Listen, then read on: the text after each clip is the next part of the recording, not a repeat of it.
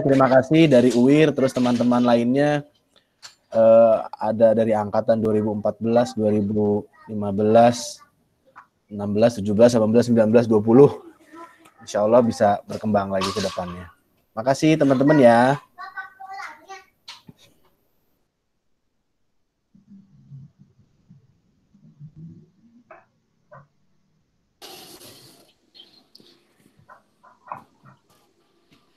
Ini pas dibuka pendaftarannya, ini di hari pertama ini langsung 80 peserta.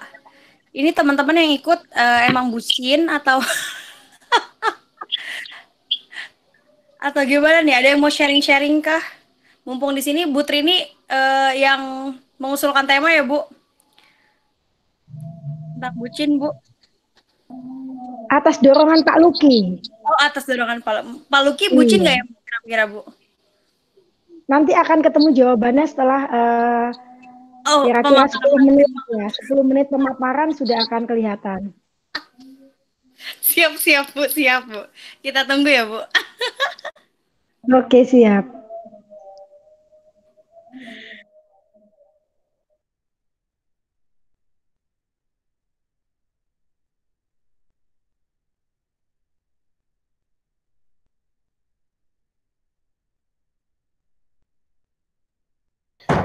Kita juga udah siapin lagu nih teman-teman. Nanti mungkin akan diputer ya sama sebelum acara ini berlangsung, nanti akan dipandu juga sama moderator. Mungkin ini kali Pak, ini kan tadi kan lagunya ini kan request dari narasumber kita ya Ibu Trini tentang tema kali ini. Tapi karena memang ini acara sebenarnya semi formal dan memang yang menyelenggarakan adalah Kriminaloid, jadi kita mau nampilin video perkenalan Kriminaloidnya dulu buat teman-teman di sini. Jadi jangan lupa ya teman-teman, kita ada Instagram Kriminaloid, terus sama ada YouTube-nya. Jadi teman-teman yang belum follow bisa follow dan jangan lupa di-subscribe juga. Jadi ntar kalau misalkan ada saran-saran, misalnya ke depannya mau bahas tema apa sih di ngocol. Kalau kita ngomongnya ngocol ya, bukan webinar. Jadi ngobrol calon kriminolog. Ya seperti anak-anaknya ngocol-ngocol aja gitu. Jadi nggak usah serius-serius amat, tapi pembahasannya juga ya nggak sembarangan-sembarangan amat lah. Berbobot lah ya. Iya, kayak badan saya kurang berbobot apa. Ya, jadi nama acaranya memang ngocol. Kenapa sih ngocol? Ada filosofisnya juga ya sambil nanti nunggu. Jadi kriminolog itu menjadi perdebatan apakah sebuah profesi atau sebutan bagi lulusan kriminologi atau memang suatu kompetensi, dan itu masih jadi perdebatan. Karena kalau kita mengacunya ke kriminologi di Filipina, di sana sudah menjadi satu kurikulum yang baku dan menjadi suatu profesi itu ada kompetensinya. Tapi di Indonesia kemudian masih perdebatan, apakah kriminolog itu layak disebut bagi lulusan S1 kriminologi, atau misalnya S1-nya bukan kriminologi, S2-nya kriminologi, bisa nggak disebut kriminolog? Atau jangan-jangan orang yang memang belajar kriminolog aja tanpa ada latar belakang pendidikan kriminologi bisa disebut kriminolog. Jadi makanya kita mengambil sisi tengahnya, oh kalau begitu kita ambil aja singkatan yang kira-kira relate menjadi akronim jadi ngocol, ngobrol calon kriminolog. Silakan nanti kalau mau diputar teasernya. Ya boleh, Alvira minta tolong. Emang bawaan kalau dulunya anak racing gitu.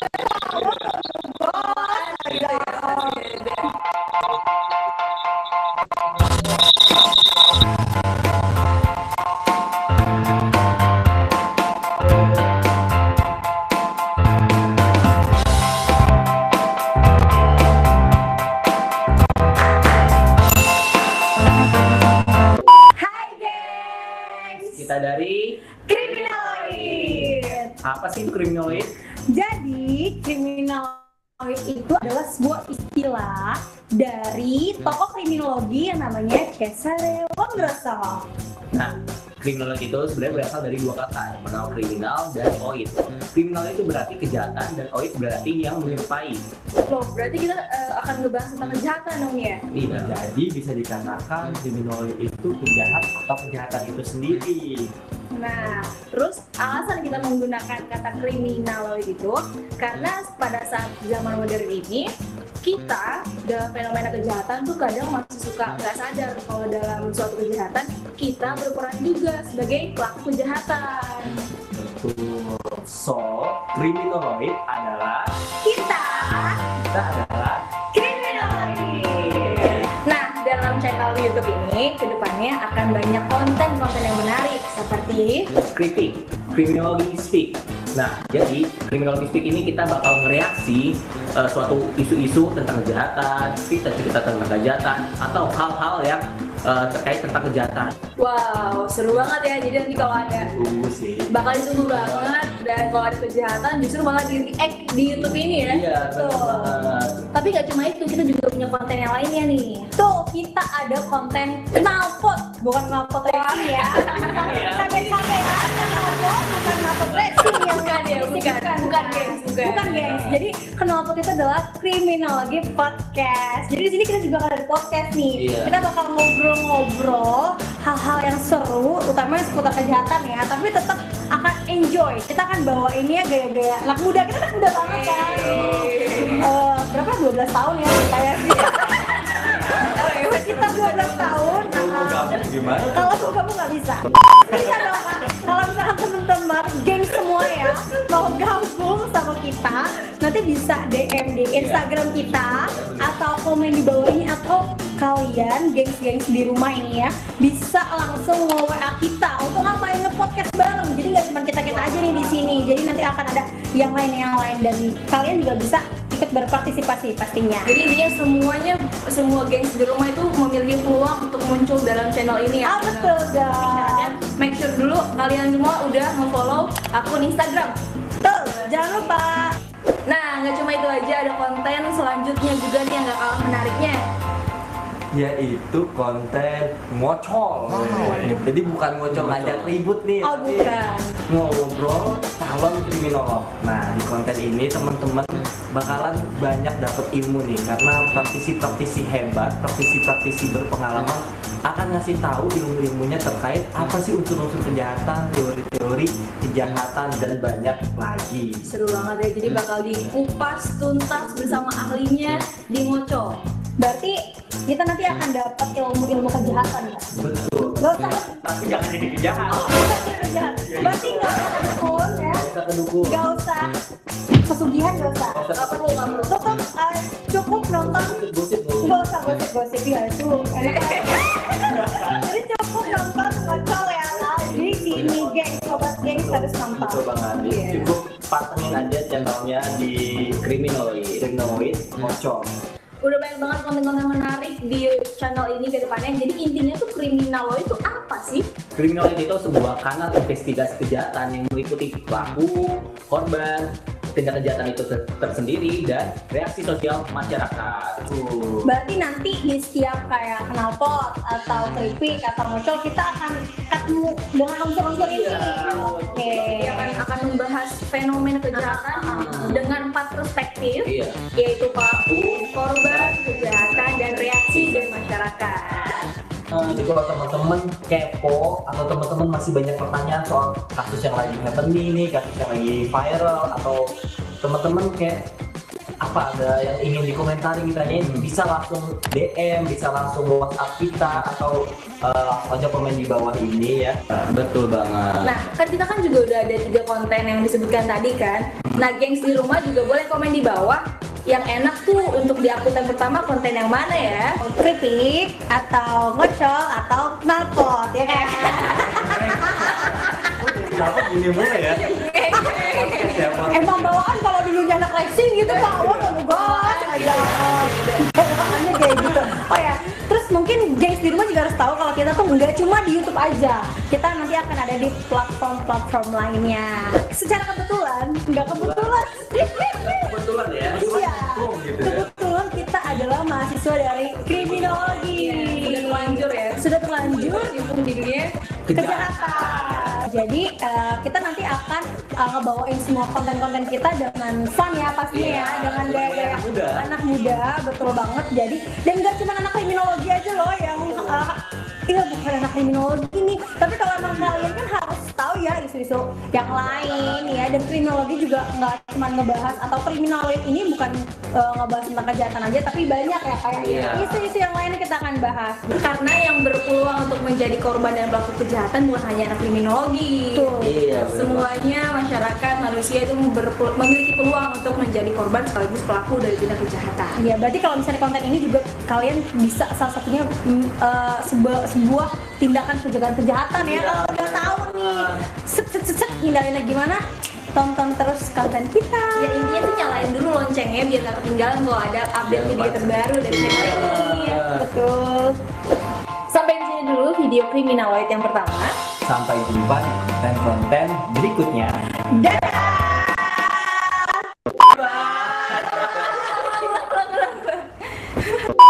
Next video.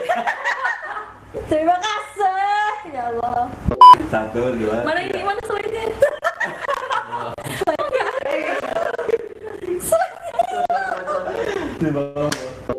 Aku diam. Saya malu. Kriminaloid. Bener tuh. Sampai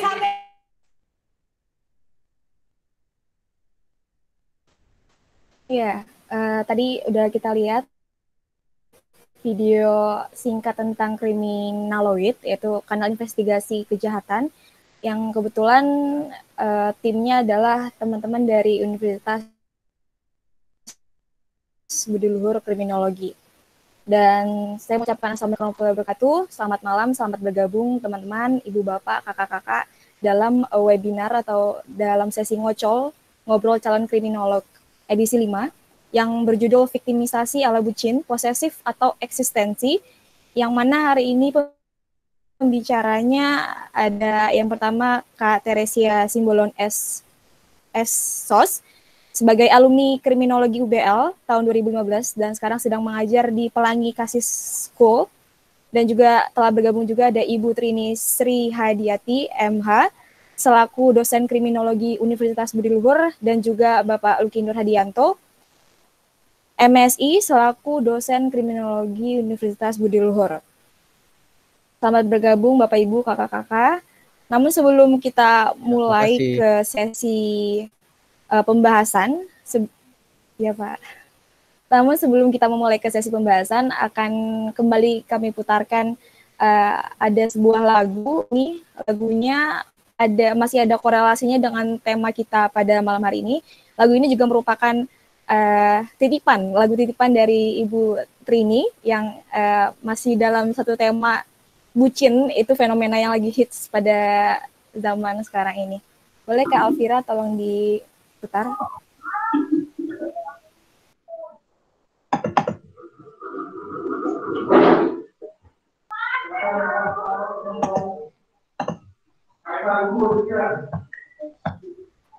Cinta itu sederhana, mencintaimu itu mudah. Petikan lirik dari lagu yang baru kita dengarkan. Dan di kolom chat juga sudah ramai, teman-teman partisipan sudah mulai baper, padahal pembahasan belum kita mulai. Saya juga penasaran di mana korelasi antara bucin, terus juga ada posesif dan eksistensi, kemudian digabungkan, dipertemukan dengan kriminologi gitu, di mana benang merahnya akan kita temukan sesaat lagi. Namun sebelum mulai ke pembahasan dengan bersama Kak Tere, sedikit rules teman-teman. Nanti akan sebelumnya akan dijabarkan pembicara dan juga pembahas. Dan setelah pembahasan akan diberikan sesi Q&A, sesi pertanyaan. Satu sesi itu nanti kurang lebih ada 3-5 pertanyaan. Nanti semuanya akan disesuaikan aja, bisa tanya langsung jawab, karena webinar atau ngobrol calon kriminolog ini akan berlangsung secara semi formal. Jadi jangan baku-baku banget. Sebelumnya juga saya mengucapkan selamat bergabung sama teman-teman UIR, Universitas Islam Riau. Untuk sudah bergabung Kak Tere.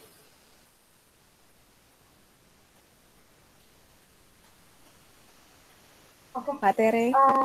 Kedengeran nggak? Ya, malam, Kira. Selamat malam Kak Tere. Oke. Aman ya. Kak? Ini jadi Kado yang memaparkan ya?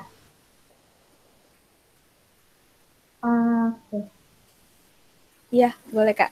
Nanti kakak, setelah kakak nanti ada Bu Trini dan Untuk Pak Uci. presentasinya kamu yang ini ya, yang share screen.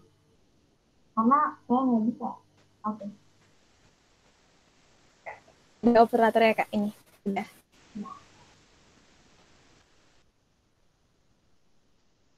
Oke. Selamat malam semuanya. Assalamualaikum warahmatullahi wabarakatuh. Salam sejahtera untuk kita semua. Semoga kita selalu dilindungi oleh Tuhan yang Maha Esa. Di sini saya mau memaparkan tentang victimisasi ala bucin, posesif atau eksistensi. Ya, jadi di sini saya mau jelasin dulu victimisasi itu apa sih? Jadi kita ambil kata victim. Victim itu adalah korban. Ya, victim adalah korban dan ada yang mata kuliah itu yang namanya victimologi. Victimologi itu adalah pembahasan yang membahas tentang korban. Itu yang disebut victimologi. Ya, itu ilmu yang mempelajari tentang korban. Nah, di dalam victimologi ada yang namanya victimisasi. Jadi victimisasi itu adalah suatu proses seseorang menjadi objek korban sesuatu tindakan kejahatan. Jadi victimisasi itu adalah prosesnya seseorang, ya, prosesnya seseorang menjadi korban. Intinya di situ, oke? Nah, di sini tuh victimisasi, ada orang-orang yang sangat rentan menjadi korban. Siapa aja? Yang pertama itu ada anak-anak. Yang kedua itu ada perempuan.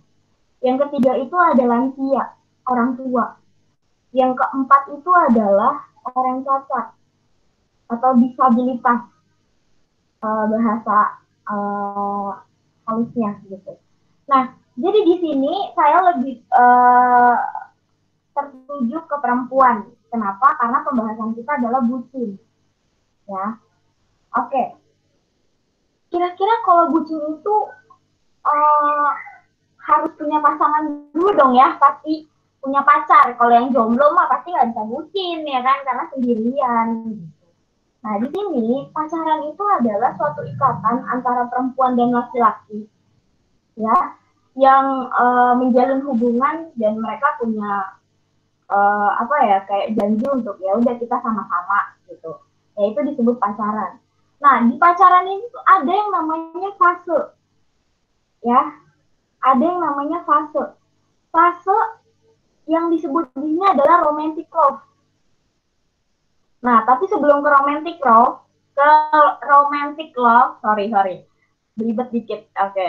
Sebelum ke romantic love, ada yang namanya kekerasan dalam pacaran. Mungkin kalian nganggep kalau pacaran itu cuma yang penting aku happy, yang penting aku punya pacar gitu. Nggak ada yang tahu kalau sebenarnya kekerasan dalam pacaran itu ada saat kalian yang namanya pacaran. Kalian dikatain nih sama pacar kalian, ih kok lu on banget sih, udah gitu lu kok jadi cewek gini sih.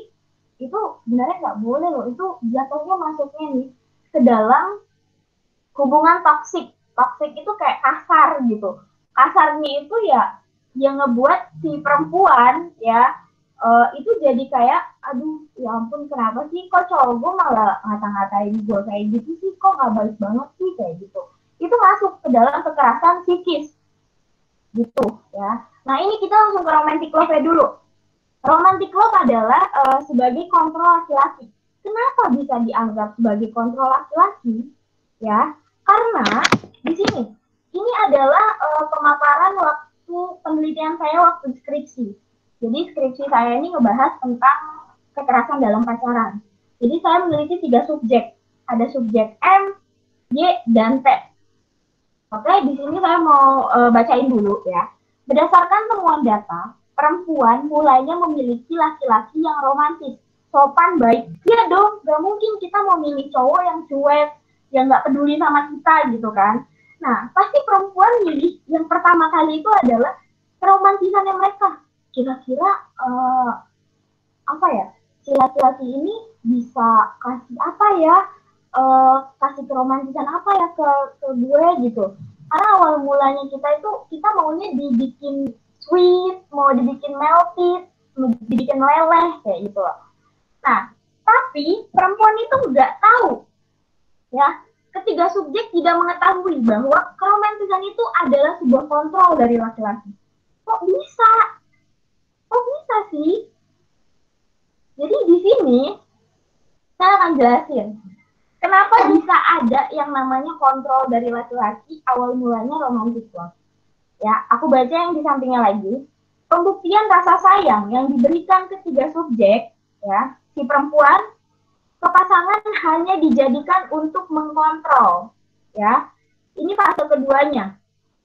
Dijadikan untuk mengkontrol tanpa perempuan mengetahui dan menyadari bahwa mereka telah menjadi korban. Nah, jadi di sini pembuktian rasa sayang. Jadi si perempuan misalnya ya, si perempuan ini udah ngerasa, aduh ya ampun, pacar aku ternyata baik, pacar aku ternyata udah kasih segalanya buat aku, udah nganterin aku, udah udah ngasih banyak barang ke aku, kayak gitu-gitu. Ya kan? Nah, jadi di sini dia ngerasa, oh iya, aku kayaknya emang harus kasih juga kalau aku sayang ke dia. Aku nggak bisa hidup tanpa dia, aku nggak bisa ngejalanin hari-hari aku tanpa dia, tanpa si laki-laki. Jadi kalau cewek, perempuan udah ngerasa nyaman, udah ngerasa udah ngerasa gitu sama si cowok, dia akan pakai perasaan, dia nggak pakai logika lagi. Itu perempuan kebanyakan kayak gitu, ya.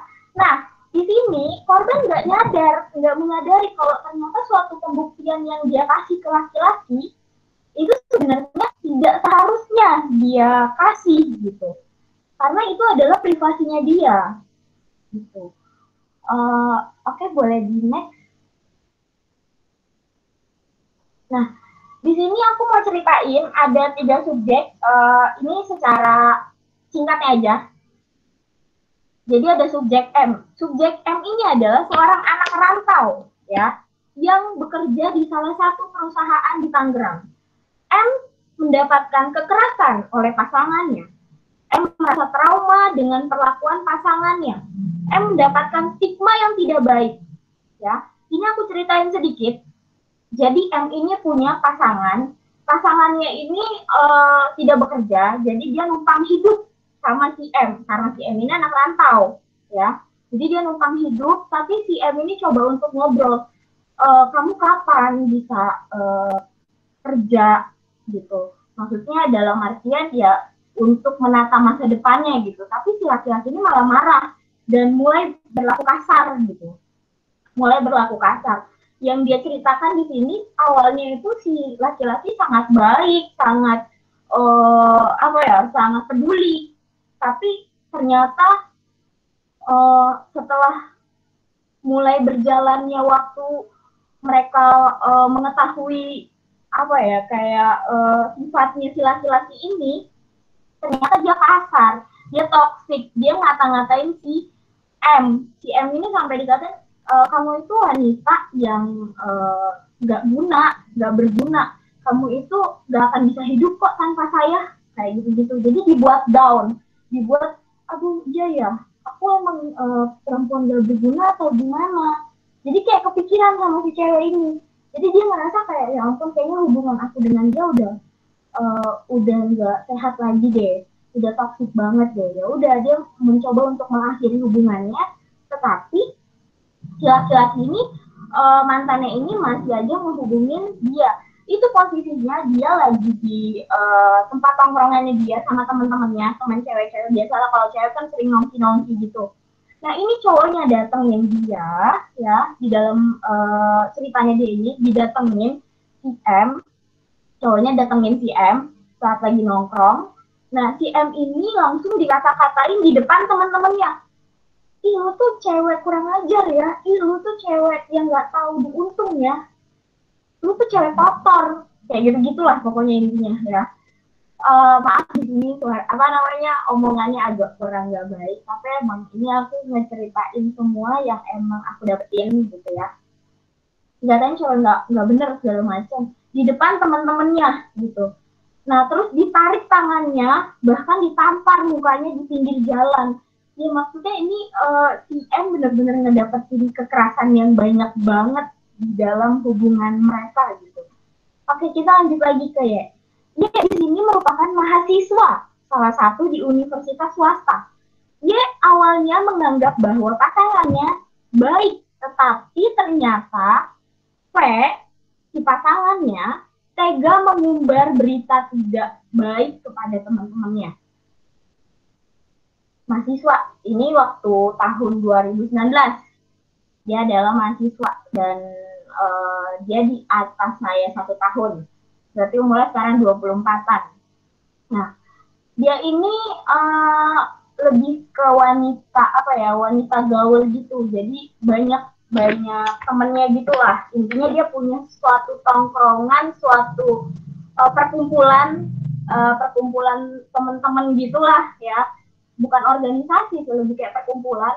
Nah, jadi dia kenal sama pacarnya ini dari tongkrongannya ini ya. Kenal dan dia bilang si cowok ini awalnya tuh care banget. Awalnya itu janji-janji manisnya tuh banyak banget, dirayu-rayu kayak gitu lah intinya. Ya udah, setelah mulai berjalannya waktu, si laki-laki ini mulai kayak kasih tahu ke si cewek, si Y, kalau aku janji aku nggak bakal ninggalin kamu. Kamu mau nggak ngasih sesuatu dari diri kamu?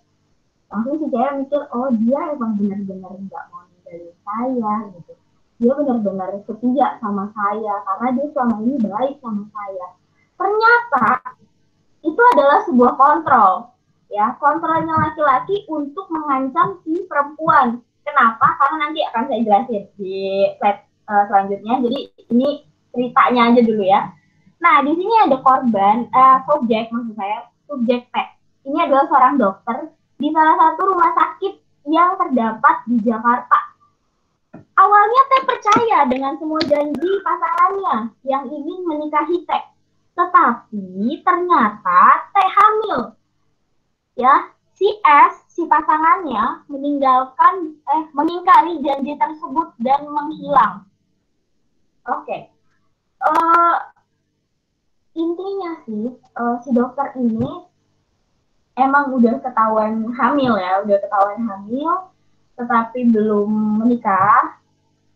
Sebelumnya si laki-laki sudah pernah datang untuk omongin baik-baik ke keluarganya, tetapi si laki-laki ini emang nggak punya tanggung jawab yang semana mestinya yang diomongin itu gitu. Jadi si laki-laki ini sering menghilang dari hidupnya si T. Akhirnya si T ini merasa depresi gitu saat dia posisinya kandungannya itu udah mulai masuk ke 2 bulan, malah ternyata dia keguguran karena depresi melihat pasangannya yang nggak bener. Nah, setelah keguguran, si pasangannya ini datang menghampiri dia dan dia berkata, saya nggak harus tanggung jawab lagi dong karena anaknya itu udah nggak ada. Kayak gitu. Nah, setelah itu ya sekarang gimana ya, kita sebagai perempuan udah ngedapetin kekerasan seksual dan kita juga ngedapetin kekerasan psikis. Kita dibuat down gitu. Jadi si subjek T ini hampir mau bunuh diri karena dia ngerasa trauma banget ngedapetin pasangan yang nggak baik dalam hidupnya. Gitu. Oke, bisa di next. Nah, ini adalah fase ketiga. Umur kita semua udah di atas 21 ya kebanyakan, jadi nggak apa-apa ya saya ngebahas tentang hubungan seksual di sini. Nah, ini fase ketiganya. Fase ketiganya ini adalah hubungan seksual bentuk kekerasan dalam pacaran pada perempuan. Nah, tadi kan saya udah jelasin tuh ceritanya. Jadi inti ceritanya di sebelum slide sebelumnya itu semua perempuan, ketiga subjek yang tadi sudah saya jabarkan, mereka memberi sesuatu yang seharusnya tidak diberikan ke laki-laki ya.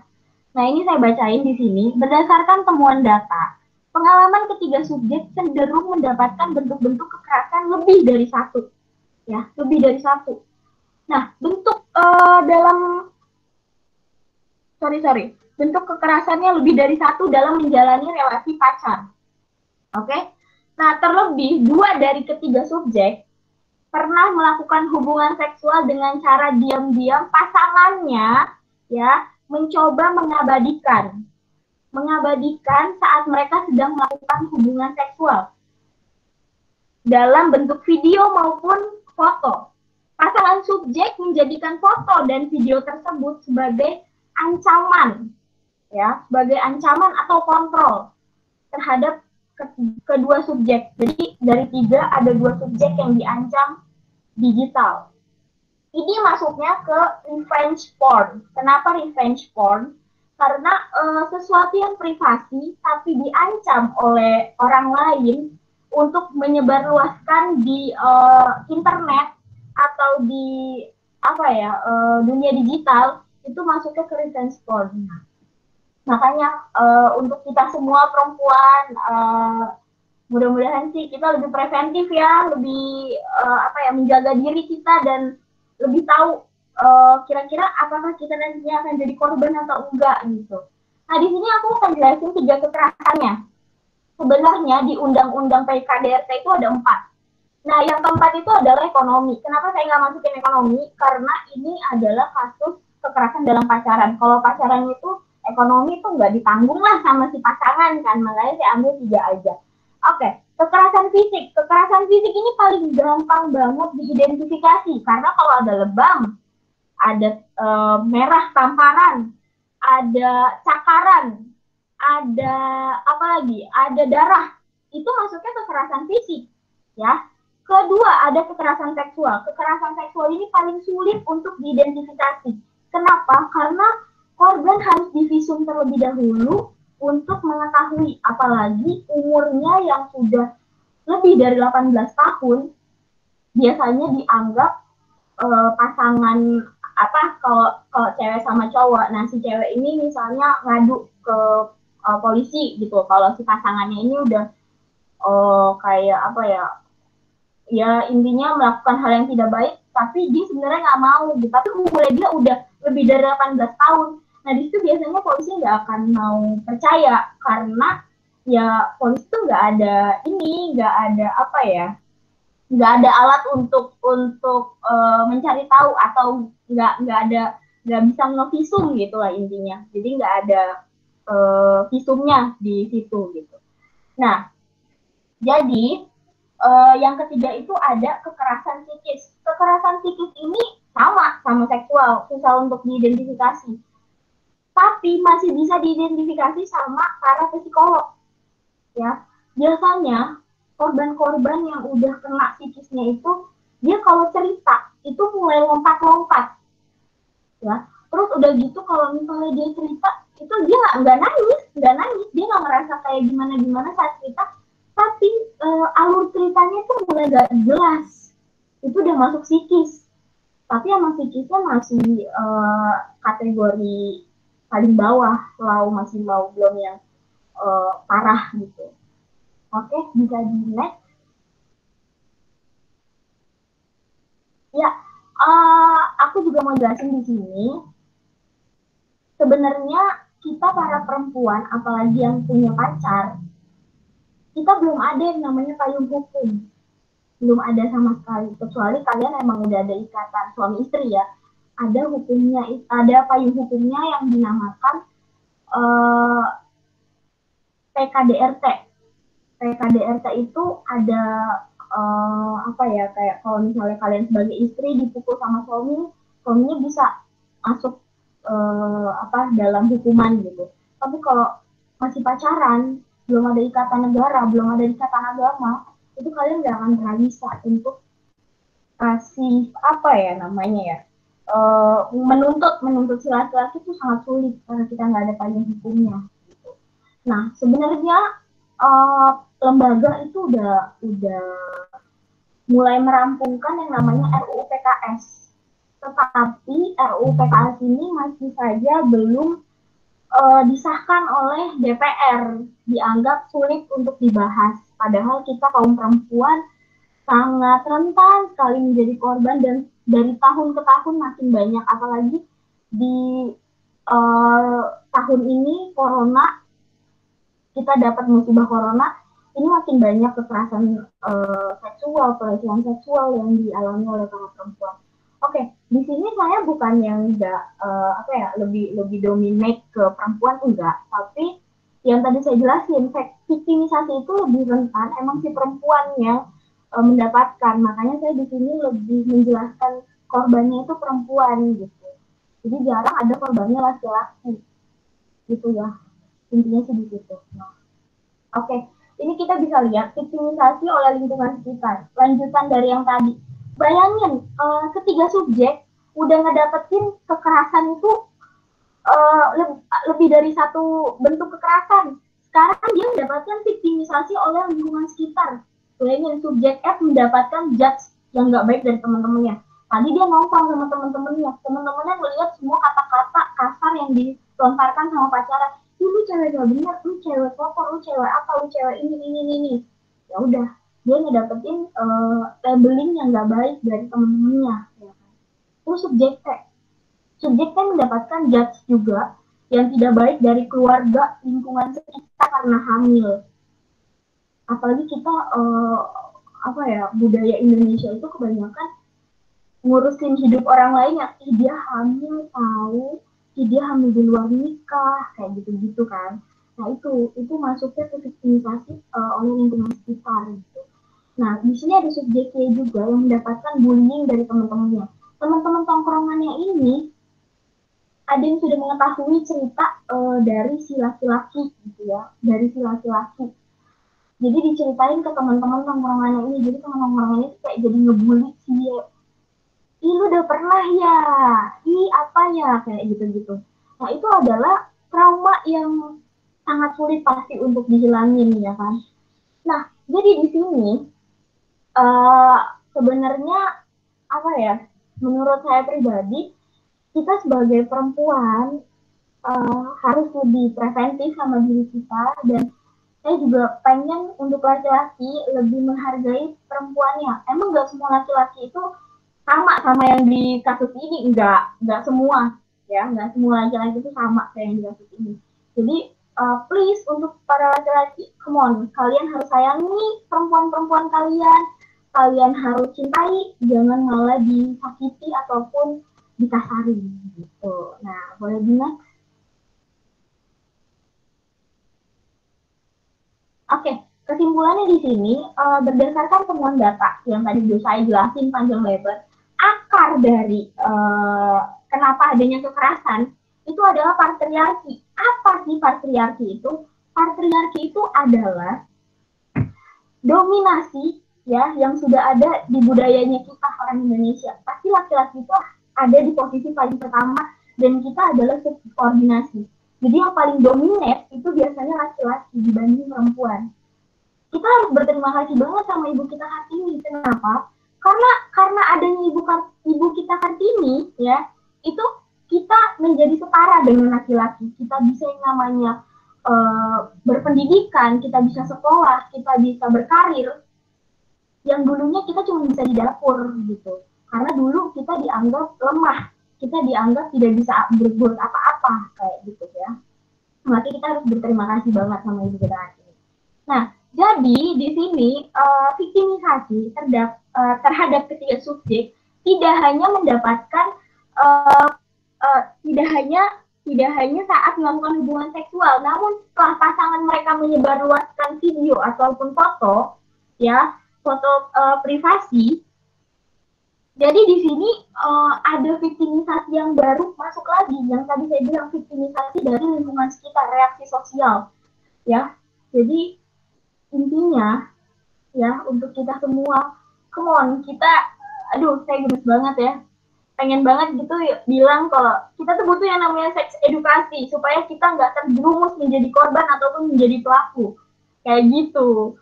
Ya, ini aja sih paling pembahasan dari saya. Mungkin kalau ada kata-kata yang kurang baik ya, mohon dimaafkan ya.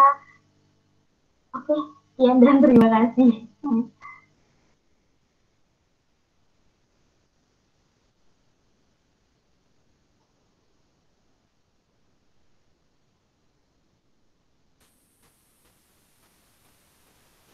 Sebenarnya saya sampaikan ya. Jadi kalau chat juga sudah rame, saya coba untuk ibu dosen bergabung, selamat bergabung Bu Aziza, ada Ibu Trini, selamat bergabung. Tadi sudah masuk Pak Pri di awal, ada Pak Luki juga Bapak dosen yang Paul selamat bergabung untuk yang tidak bisa saya sebutkan. Untuk selingan tadi teman penjelasan dari KTR sudah seru banget, sudah muncul pertanyaan-pertanyaan yang unik di kolom chat. Nanti akan sistematis pertanyaan untuk bertanya akan saya tanyakan lagi ke Sofia. Namun sebelumnya saya mencoba untuk memperkenalkan acara ini lagi. Ini merupakan Kodar Ngocol, yaitu ngobrol yang diselenggarakan dari teman-teman kriminoloid dan juga dari program studi kriminologi Universitas Budi Luhur. Kriminoloid merupakan studi kejahatan di mana bergerak di beberapa forum, salah satu di YouTube.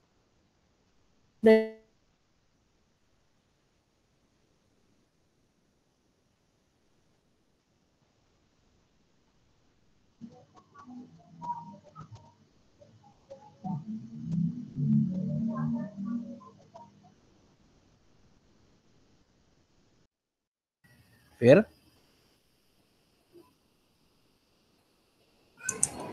Diambil alih. Coba ambil alih aja sih. Vira. Waduh, saya ini. Kan sih, disambung aja langsung. Ada sisi ya. Oh iya. Oke, mungkin tadi Vira ada permasalahan teknis, mungkin nanti penjelasan tadi kan Vira lagi jelasin kriminologi kalau nggak salah ya, karena tadi putus-putus. Mungkin langsung dilanjutin aja sama narasumber kedua ya untuk Ibu Trini. Silakan Bu, kita udah menunggu sekali pemaparan Ibu.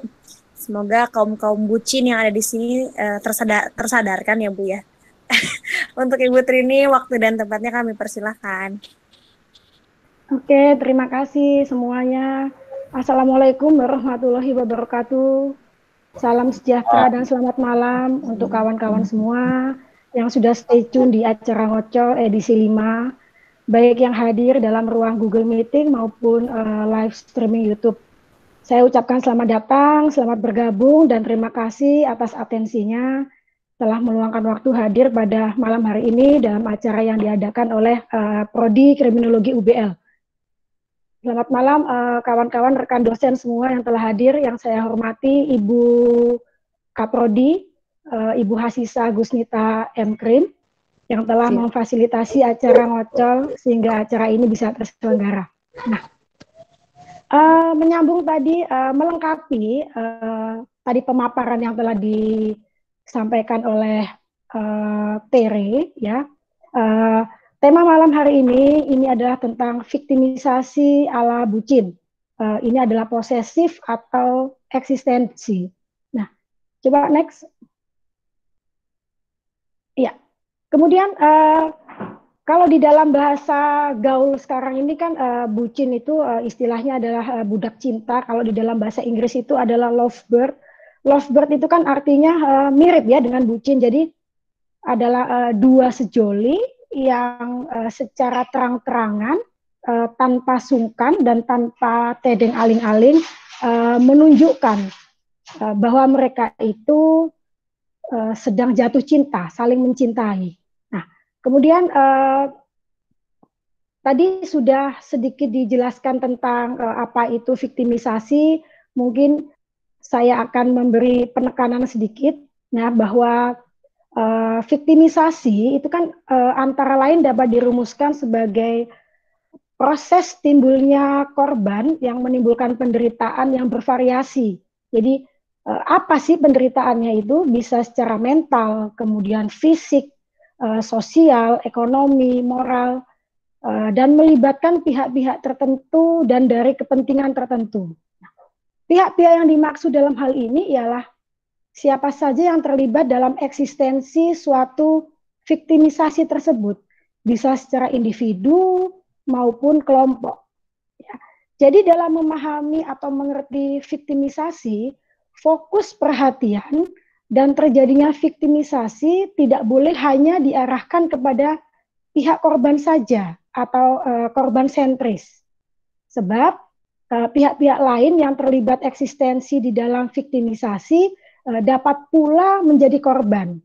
Misalnya pihak pelaku, kemudian saksi. Nah, bisa juga menjadi korban ketidakpuasan atau balas dendam dari pihak korban tadi. Ya, kemudian kembali lagi kita ke topik obrolan malam ini mengenai viktimisasi ala bucin.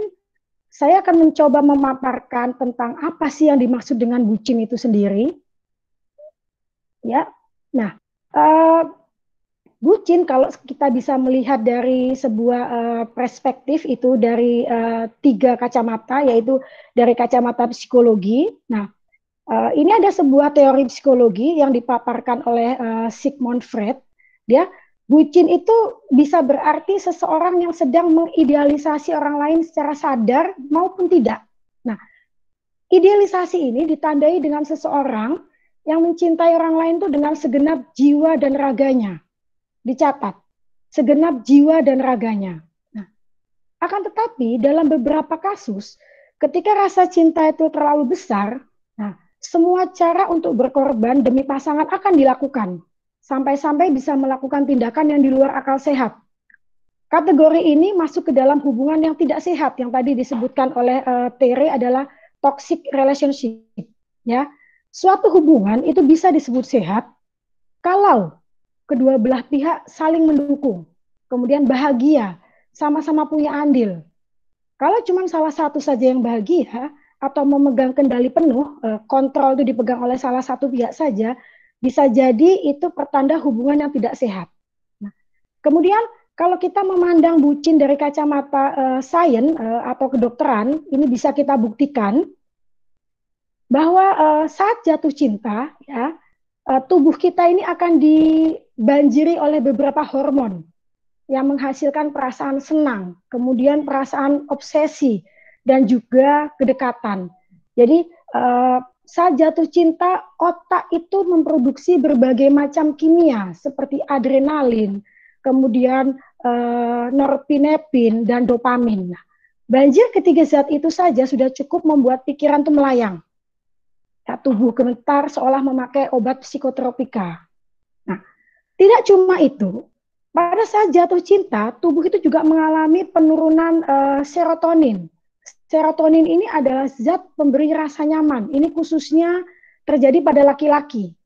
Bisa membuat konsentrasi menjadi buyar. Ya, nah, itu sebabnya mengapa bagi para bucin-bucin atau kalian yang sedang jatuh cinta, pekerjaan bisa menjadi berantakan. Kemudian susah buat fokus. Kemudian mengalami sulit tidur dan lain sebagainya. Dalam kasus-kasus tertentu, kalau rasa cinta ini tumbuhnya secara berlebihan, maka akan menimbulkan sejumlah masalah kesehatan lainnya. Ya, antara lain yang paling mudah ditengarai itu bahwa bagian otak manusia yang bertugas untuk membuat sebuah keputusan itu akan berhenti bekerja sementara. Jadi pengaruh korteks frontal itu akan terhenti pada saat diserang oleh virus cinta. Dengan berkurangnya fungsi kerja korteks frontal ini bisa membuat seseorang itu sedikit, mohon maaf, tumpul, bodoh, kemudian sulit membuat keputusan logis berkenaan dengan apapun. Intinya tentang sang pujaan hati. Apapun yang diminta oleh pacar akan dituruti dan akan diiyakan. Nah, kalau kita kemudian melihat bucin dari kacamata sosiologi, mungkin kawan-kawan sudah sering ya mendengar istilah love is sacrifice. Jadi cinta ini adalah pengorbanan. Kira-kira begitu. Kebanyakan itu mendeskripsikan arti cinta. Nah, cinta itu sendiri mengandung altruisme, yaitu perhatian terhadap kesejahteraan orang lain tanpa memperhatikan diri sendiri. Para bucin tidak segan untuk mengorbankan hal-hal yang dimilikinya untuk kebahagiaan kekasih. Jadi prinsipnya para bucin itu adalah asal kau bahagia. Pertanyaannya, benarkah sih pengorbanan cinta itu sepenuhnya altruis? Nah, kalau memang benar cinta itu adalah sepenuhnya pengorbanan, mengapa? Mengapa pertanyaannya masih terjadi percecokan? Kemudian masih terjadi konflik yang tidak berkesudahan. Ya, perselisihan di antara dua orang yang mengaku saling mencintai, kenapa masih ada seperti itu? Apakah cinta mereka itu palsu? Ataukah memang cinta itu tidak bisa lepas dari perselisihan? Nah, kemudian ini ada sebuah kecenderungan bahwa ada kecenderungan para pelaku bucin ini looking glass self. Jadi melihat bayangan diri dari pandangan orang lain. Jadi artinya bahwa sebetulnya hubungan percintaan yang intens itu seseorang tidak selalu berkorban agar kekasihnya bahagia. Tapi justru sebaliknya, keinginannya itu untuk mewujudkan konsep dirinya yang dipantulkan dari cara pandang si kekasih terhadapnya. Nah, looking glass self inilah yang kemudian membuat para pasangan lovebird tadi itu sometimes terjebak dalam sebuah percecokan. Nah, kemudian yang kedua, di mana sih kita bisa menemukan bucin? Di mana kita bisa melihat bahwa ada bucin itu di mana? Paling mudah bisa kita temui itu di tempat-tempat umum dan terbuka ya. Karena pada dasarnya kan si bucin ini memang menunjukkan perasaannya secara terang-terangan. Sehingga khalayak umum pun bisa melihat secara kasat mata keberadaan si bucin itu. Nah, kemudian yang ketiga, siapa bucin itu? Apakah ada kawan-kawan di antara kawan-kawan yang saat ini bergabung adalah seorang buciner? Ya, kalau kita melihat fenomena budak cinta ini bisa terjadi di wanita maupun pria. Ya, intinya adalah bucin ini adalah pelaku yang takut kehilangan pasangannya, sehingga mengorbankan apapun. Nah, pelaku bucin ini tidak mengetahui bahwa dirinya ini sedang berada dalam sebuah semacam siklus, ya. Coba next ini, enggak tetap di sini ya, oke. Ya, pelaku bucin tidak menyadari dirinya sedang berada dalam vicious cycle in relationship. Ini semacam siklus di mana bucin itu sedang terjebak dalam siklus kekerasan. Tadi sudah disinggung oleh Tere bahwa siklus ini ada beberapa fase. Yang fase pertama ini adalah fase ketegangan. Jadi pada saat mereka 3 bulan pertama lagi sayang-sayangnya, kemudian masuk bulan keempat sudah mulai masuk konflik ketegangan, sudah masuk fase ketegangan yang tadinya hanya bentak-bentak, ya kan? Kemudian volume bentakannya tuh semakin keras. Kemudian mulailah masuk ke dalam fase kekerasan. Ini bisa terjadi secara verbal dan non-verbal. Kemudian yang ketiga, apabila fase kedua ini sudah masuk, biasanya baik laki-laki maupun perempuan yang melakukan kekerasan tersebut itu akan meminta maaf, kemudian menyesal, kemudian mengiba-iba, berjanji tidak akan mengulangi perbuatannya lagi. Nah, masuklah dalam fase bulan madu. Jadi keadaan terakhir ini dikenal dengan fase bulan madu, di mana relasi tadi itu kembali rukun. Nah, kondisi rukun ini kemudian tanpa disadari oleh bucin, bucin ini kemudian berpikir, oh mungkin dia tuh orangnya memang emosional, berarti aku tidak boleh membuat dia marah. Nah, mereka yang menjadi bucin ini ketika bertengkar atau dikasari oleh pasangannya akan memaklumi tindakan kekerasan dan kemarahan tersebut. Mereka malah menjadikan dirinya ini sebagai objek, ya, menjadikan dirinya sebagai objek yang disalahkan. Para bucin ini tidak menyadari bahwa pasangannya telah memanipulasi diri mereka dengan kemarahan atau kekerasan. Nah, kemudian Bentuk yang kedua ini ada namanya codependent relationship. Ini adalah suatu pola hubungan yang membuat para bucin sangat tergantung pada persetujuan pasangannya terhadap hampir di setiap keputusan yang dibuat. Ya, jadi misalkan seperti ini, bucin rela mengorbankan demi memuaskan demi memuaskan kebutuhan pasangannya dengan menomorduakan prioritasnya dia sendiri. Bahkan bucin ini sudah mengalami kesulitan, dia tidak mengenali lagi kebutuhan saya ini sebetulnya apa sih. Dia sudah tidak bisa mengenali perasaannya dia sendiri.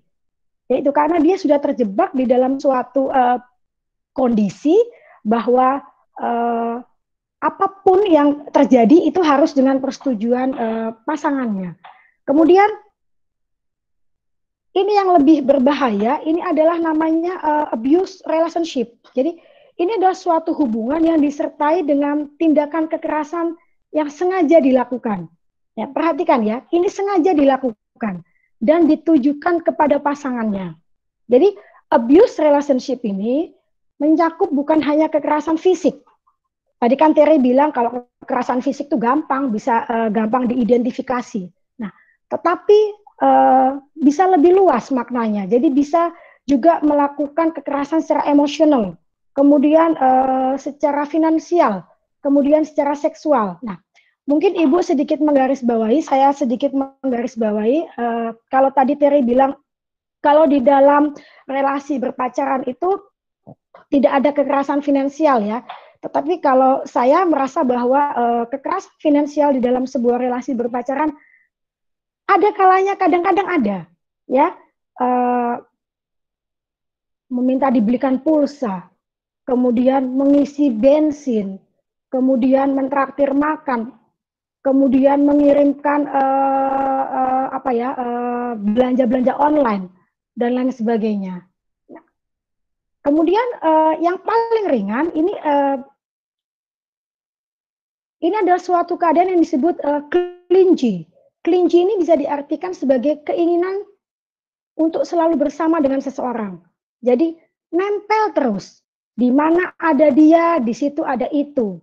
Di mana ada B, di situ ada A. Jadi bucin yang memiliki sifat ini akan mengalami kesulitan saat diminta untuk mandiri atau melakukan sesuatu sendiri tanpa orang yang dianggap sudah dekat.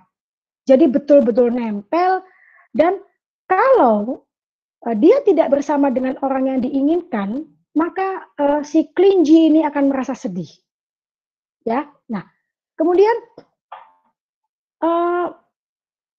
kapan sih sebetulnya bucin ini, fenomena bucin ini ada? Ya ini coba nanti teman-teman, kawan-kawan pikirkan lagi, maksudnya benar nggak yang saya sampaikan bahwa di dalam kehidupan nyata kita bisa melihat sebuah bangunan yang megah yaitu Taj Mahal. Ini kan merupakan satu bukti cinta Kaisar Shah Jahan kepada istrinya Mumtaz Mahal. Nah, artinya bucin itu sudah ada dari dulu. Nah, kalau kemudian kalian juga membaca karya dari William Shakespeare dengan latar belakang abad ke-16 di Italia, ada tragedi Romeo dan Juliet. Nah, kemudian juga ada cerita yang memilukan terkenal di Persia pada abad ke-9, Laila dan Majnun. Nah, ini kan sebetulnya akar permasalahannya adalah cinta. Nah, menelusuri berita-berita online juga nih, berita-berita online, kisah yang tidak kalah pelik juga masih sering terjadi atas nama cinta, pasangan membunuh pasangannya karena cemburu, kemudian remaja minum racun serangga saat diputuskan pacarnya. Nah, mengapa sih? Pertanyaan lagi, benarkah semua itu dilakukan karena cinta? Memang cinta itu semenyakitkan itu ya? Sehingga yang dilanda cinta tuh harus menjadi korban perbudakan atas nama cinta. Kalau rekan-rekan semua kawan-kawan membaca berita, ini kejadiannya baru sekali, ini sekitar tanggal 5 Agustus tahun 2020, nih, ada seorang remaja pria berumur 17 tahun yang tega membunuh kekasihnya sendiri, juga siswi SMA di rumah kontrakannya di daerah Ranca Ekek, Bandung. Korban dihabisi dengan cara dijerat lehernya selama 2 menit. Nah, setelah meninggal kemudian dimasukkan ke dalam karung, kemudian ditinggal begitu saja di rumah kontrakan. Nah, artinya bahwa separah inikah cinta? Nah, sampai seperti inikah cinta? Mengorbankan banyak hal, ya. Kemudian kembali lagi kita ke topik kita ini, viktimisasi ala bucin, apakah ini adalah posesif, apakah ini adalah eksistensi? Nah, kalau kalian teman-teman pernah mendengar apa sih sebetulnya istilah posesif itu apa sih? Posesif ini kan sebetulnya rasa memiliki yang begitu tinggi, di mana seseorang yang menjalin hubungan bersifat mengekang, mendominasi seseorang. Ya, jadi posesif ini bisa dilihat dari perlakuan seseorang kepada pasangannya. Seperti contoh, melarang pergi dengan teman-temannya, kemudian mengatur cara berpakaian, kemudian mengecek handphone pasangannya, meminta password semua media sosialnya, kemudian bahkan bertukar lokasi menggunakan aplikasi yang menunjukkan keberadaan secara langsung dan lain sebagainya. Nah, mengapa posesif ini sebuah sebuah perilaku yang tidak bisa dibenarkan. Nah, apakah posesif ini adalah sama dengan cemburu? Perlu kawan-kawan pahami bahwa posesif ini berbeda dengan cemburu. Nah, perbedaan yang paling mendasar dari posesif dan cemburu itu adalah batas. Ya, bila misalkan kalian marah kepada pacar, kalau melihat pacarnya jalan-jalan dengan teman laki-lakinya, nah, hal itu wajar. Marah itu cemburu namanya. Karena kan sebagai pasangan kalian harus mempunyai harus mempunyai komitmen, ya. Nah, sedangkan kalau orang posesif ini cenderung memberi batasan terhadap pasangannya. Semua dibatasi. Ruang gerak dibatasi, kemudian tidak boleh berbicara dengan lawan jenis, tidak boleh menatap lawan jenis, tidak boleh berkomunikasi dengan lawan jenis dalam bentuk apapun. Nah, posesif ini kan bisa terjadi bukan saja di laki-laki, tetapi perempuan juga bisa seperti itu. Kemudian perbedaan yang kedua antara posesif dengan cemburu itu adalah adanya aturan. Ya, kalau orang cemburu itu biasanya mempertanyakan jadwalnya apa sih hari ini, kamu hari ini mau ngapain, atau kemudian mengawasi dari jauh apa yang dilakukan. Nah, tetapi kalau posesif tidak begitu. Kalau posesif ini mengatur pasangannya, memberi arahan, memberi jadwal, kemudian langkah-langkah apa yang harus dilakukan. Itu perbedaan yang paling mendasar. Jadi harap kawan-kawan bisa membedakan, jangan bangga mempunyai pacar yang perhatian, tapi perhatiannya itu ternyata terselubung. Ya. Kemudian coba ini di next berikutnya lagi. Nah, ya. Nah, posesif. lagi, satu lagi. Ya, oke. Nah, sebenarnya penyebab pasangan posesif ini lebih sering dihubungkan dengan masalah emosi dan mental orang tersebut. Ya. Jadi yang pertama, ini ada namanya gangguan kelekatan atau disebut dengan attachment disorder. Ini adalah sebuah sebuah kelainan mental ketika seseorang sangat terikat dengan pasangannya atau orang terdekatnya. Jadi orang tersebut sulit untuk berinteraksi dengan orang asing lainnya. Biasanya orang yang mengidap gangguan ini mengalami trauma di masa kecil. Nah, pengalaman tersebut membuat mereka tidak mempercayai orang dewasa atau terbawa hingga mereka tuh memiliki pasangan, sehingga menyebabkan mereka menjadi posesif. Kemudian yang kedua, ini ada namanya penyebab posesif yang kedua ini disebutnya BPD atau Borderline Personality Disorder. Nah, BPD ini adalah gangguan yang sangat serius untuk emosi seseorang. Jadi emosinya tidak stabil, kemudian paranoid, kemudian perasaan takut ditinggal, dan lain sebagainya.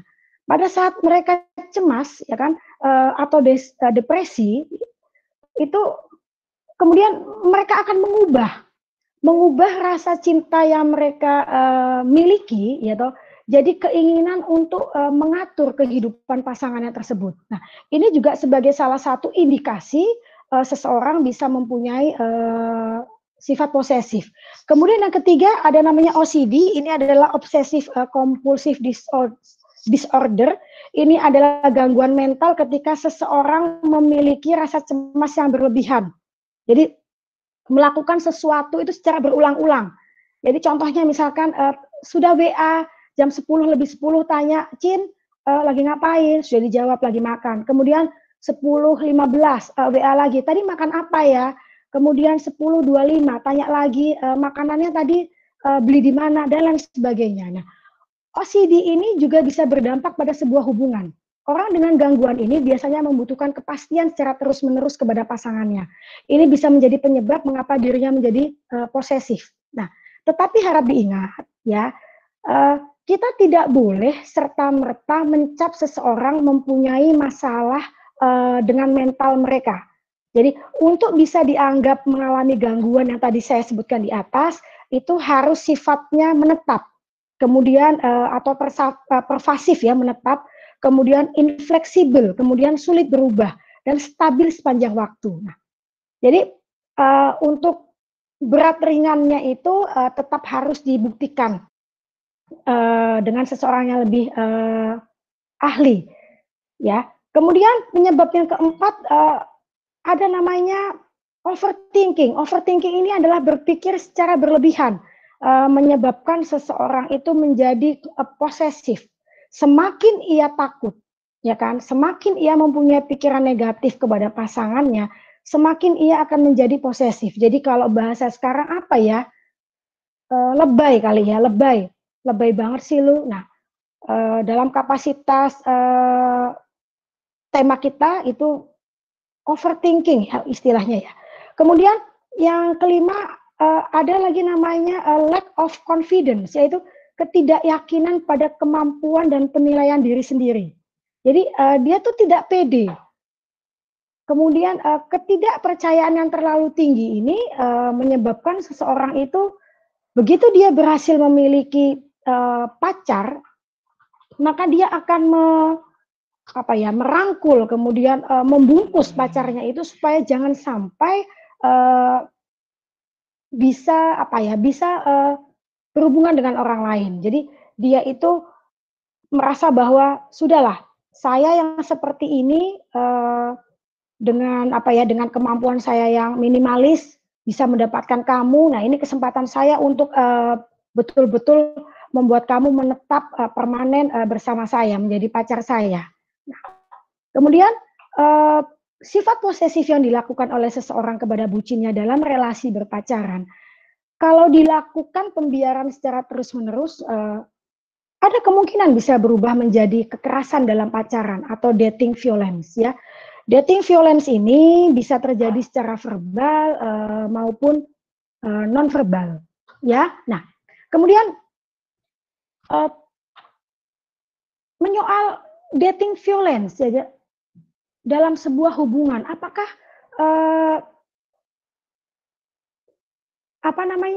apakah cinta itu sedemikian kejamnya sehingga harus menyertakan kekerasan-kekerasan atau pemaksaan-pemaksaan. Jadi ada baiknya kawan-kawan harus mengerti yang pertama apa yang dimaknai kekerasan dalam pacaran ya. Kekerasan dalam pacaran itu memang tidak ada sebuah definisi yang bisa kita temukan secara pasti seperti kekerasan dalam rumah tangga. Kalau kekerasan dalam rumah tangga itu sudah ada sebuah definisinya di dalam Undang-Undang Nomor 23 Tahun 2004, yaitu penghapusan kekerasan dalam rumah tangga. Tetapi di dalam kekerasan dalam pacaran ini tidak ada. Jadi tidak ada sebuah definisi yang hakiki mengenai apa yang dimaknai dengan dating violence. Nah, tetapi kita bisa mencermati bersama-sama terdapat macam-macam bentuk dating violence ya. Yang pertama ini adalah kekerasan verbal. Jadi kekerasan verbal ini adalah penyiksaan kepada seseorang melalui kata-kata. Jadi tadi Tere sudah menyebutkan dengan julukan-julukan ya. Jadi name calling. Name calling itu panggilan yang bernada hinaan atau mengata-ngatai seseorang dengan mengganti namanya dengan sebutan buruk. Kemudian melakukan degradasi. Degradasi yaitu kata-kata yang dikeluarkan agar pasangannya ini merasa bersalah terhadap dirinya sendiri. Contohnya gini, kamu itu tidak bisa apa-apa kalau bukan dengan bantuan saya. Nah, kemudian ada juga bentuk yang lain itu memanipulasi. Jadi memanipulasi ini adalah salah satu kekerasan verbal yang dilakukan dengan tujuan untuk memerintah Anda, tetapi tidak dengan kalimat imperatif. Contohnya seperti ini, kalau kamu memang sayang sama saya, kamu tidak boleh berkomunikasi dengan cowok atau cewek lain dalam bentuk apapun. Nah, kemudian menyalahkan, kemudian membuat tuduhan, mempermalukan di depan umum, nah, menghancurkan barang-barang milik pasangan, nah, mengkerdilkan Anda. Jadi mengkerdilkan ini artinya bahwa dia mengkerdilkan pasangannya, tetapi di saat yang bersamaan mereka membuat dirinya itu lebih superior. Jadi itu dilakukan sengaja supaya mereka itu terlihat lebih jagoan. Kemudian ada namanya kritik berkelanjutan. Jadi mengkritik aja tidak ada habis-habisnya. Nah, ada juga satu bentuk yang mungkin sering kalian lakukan itu menolak berbicara. Jadi diam. Nah, bahkan tidak berkata apapun ini bisa jadi suatu bentuk kekerasan verbal. Ya, terutama bila dilakukan untuk membuat korbannya merasa tidak enak. Ya, jadi misalnya ketika Anda bertengkar dengan pasangannya, ia memilih diam. Kemudian pada saat kalian ingin menjelaskan, mereka berdiri, kemudian berlalu seperti itu aja. Jadi tidak ada tanggapan. Itu juga bisa dikategorikan sebagai kekerasan. Nah, kemudian kekerasan yang lain itu pembatasan aktivitas. Ini yang paling sering terjadi ya kepada kawan-kawan. Jadi membatasi aktivitas pasangan, jadi terlalu mengekang, tidak boleh mengikuti kegiatan apapun. Intinya harus berdua terus bersama mereka. Nah, kemudian bentuk lain dari dating violence ini adalah kekerasan nonverbal seperti memukul, menampar, menendang. Ini gampang ya, ini gampang diindikasi. Nah, mengapa kemudian bisa terjadi dating violence? Nah, faktornya banyak. Jadi kalau dari pelaku, faktor-faktor yang menyebabkan mereka bisa melakukan kekerasan itu tadi kalau tidak salah Tere sempat menyebut ada namanya budaya patriarki ya. Jadi masih ada pemahaman bahwa laki-laki itu adalah pemegang kontrol. Nah, mungkin bagi laki-laki itu seperti itu. Tetapi bagaimana kalau perempuan yang melakukan dating violence? Nah, mungkin ini ada sebuah pola asuh lekat dengan kekerasan di masa kecil sehingga dia pun melakukan hal yang sama, ya. Kemudian efek dari pergaulan yang akrab dengan kekerasan. Nah, ini yang lebih berbahaya itu efek tayangan media massa. Nah, efek tayangan media massa ini juga bisa memberikan contoh bagi para pelaku-pelaku bucin ini. Ya, kalau Ibu memang tidak melihat sinetron Indonesia, tetapi karena saya bergaul dengan mahasiswa-mahasiswa kriminologi yang memang syarat dengan hafal tokoh-tokoh sinetron, jadi sedikit banyak Ibu paham tentang cerita-cerita di sinetron Indonesia. Kemudian faktor yang menyebabkan terjadinya kekerasan dalam pacaran bagi korban. Nah, kenapa sih kok korban seperti ini? Kok mau seperti itu? Ada kecenderungan bahwa korban ini lemah, kurang percaya diri, dan yang paling bahaya ini sangat mencintai pasangannya. Jadi I'm crazy for you. Jadi nanti makna I'm crazy for you mungkin nanti Pak Luki bisa menambahkan. Jadi sangat tergila-gila pada pasangannya. Dia menutup mata. Dia tidak bisa melihat yang lain. Yang di depan matanya itu hanya pasangannya tersebut. Nah, kemudian pertanyaannya, apakah kekerasan dalam pacaran ini adalah bentuk kejahatan? Ya, kalau di dalam masyarakat sudah sering mendengar begitu banyak tentang kasus kekerasan dalam rumah tangga. Nah, ini tentu saja berbeda dengan dating violence, ya. Jadi dating violence ini tidak bisa disamakan dengan kekerasan dalam rumah tangga. Tetapi harap diingat, akar dari kekerasan itu adalah kejahatan, akarnya. Ya, penyelesaiannya pun bisa dilakukan atau diatur di dalam hukum atau undang-undang ataupun kaidah hukum yang lain. Nah, jadi kekerasan ini merupakan salah satu kejahatan, tepatnya salah satu subspesies dari violence. Ya, nah, kemudian berdasarkan pengalaman dalam penanganan dating violence dalam pacaran nih, kebanyakan para bucin ini baru menyadari telah menjadi korban dalam hubungan tersebut atau hubungan tersebut dia ini adalah korban atau viktimisasi dari ala bucin itu pada saat hubungannya mengalami masalah. Ya, para bucin itu tidak paham bahwa tindakan pacarnya itu merupakan salah satu bentuk kekerasan. Mereka menganggap bahwa itu adalah ekspresi. Jadi ekspresi kasih sayang, kemudian ekspresi cinta dari berbagai perasaan saat seseorang sedang jatuh cinta. Ya, jadi saat bucin sudah memahami bahwa tindakannya atau tindakan pacarnya tersebut adalah bentuk kekerasan, sudah tidak bisa ditoleransi lagi, biasanya justru pasangan malah melakukan tindakan intimidasi, kemudian mengancam dan melakukan tindakan pembungkaman lainnya, sehingga si bucin ini semakin takut. Nah, kemudian dampaknya jelas, ini dampak dari kekerasan ini luar biasa membahayakan. Kalau dampak fisiknya itu kawan-kawan sudah paham, bisa dilihat ya, mungkin memar, kemudian patah tulang, tetapi ada yang lebih berbahaya yaitu menyebabkan kecacatan permanen, bahkan yang lebih fatal lagi bisa mengakibatkan kematian. Nah, sedangkan untuk dampak psikologis atau dampak psikis berupa sakit hati, kemudian jatuhnya harga diri, malu, merasa terhina, cemas, dan lain-lain. Nah, kalau dibiarkan terus, tingkat depresi yang lebih tinggi ini memungkinkan munculnya keinginan untuk bunuh diri. Nah, artinya bahwa dating violence ini sudah bukan hal yang bisa kita toleransi lagi. Ya, ini sudah harus kita akhiri atau kita sudahi. Nah, kemudian apabila sampai terjadi dating violence seperti yang saya paparkan tadi, apa yang harus dilakukan? Nah, bagaimana law enforcement atau penegakan hukum dalam kekerasan dalam pacaran ini?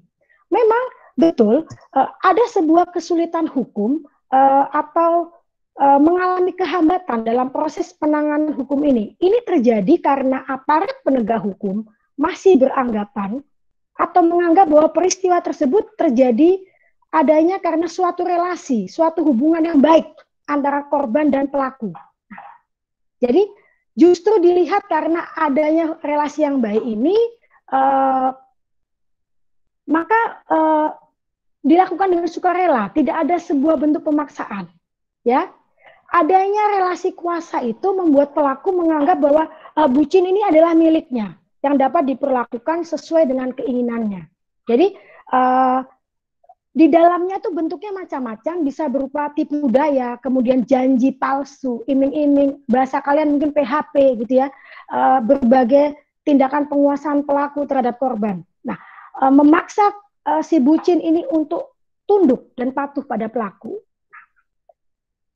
Komnas Perempuan dalam catatan tahun 2019 membuktikan mencatat bahwa dating violence baik dalam bentuk verbal maupun non-verbal menduduki peringkat kedua, ya, menduduki peringkat kedua setelah KDRT. Nah, jadi bagaimana? Apakah kita membiarkan adanya dating violence ini?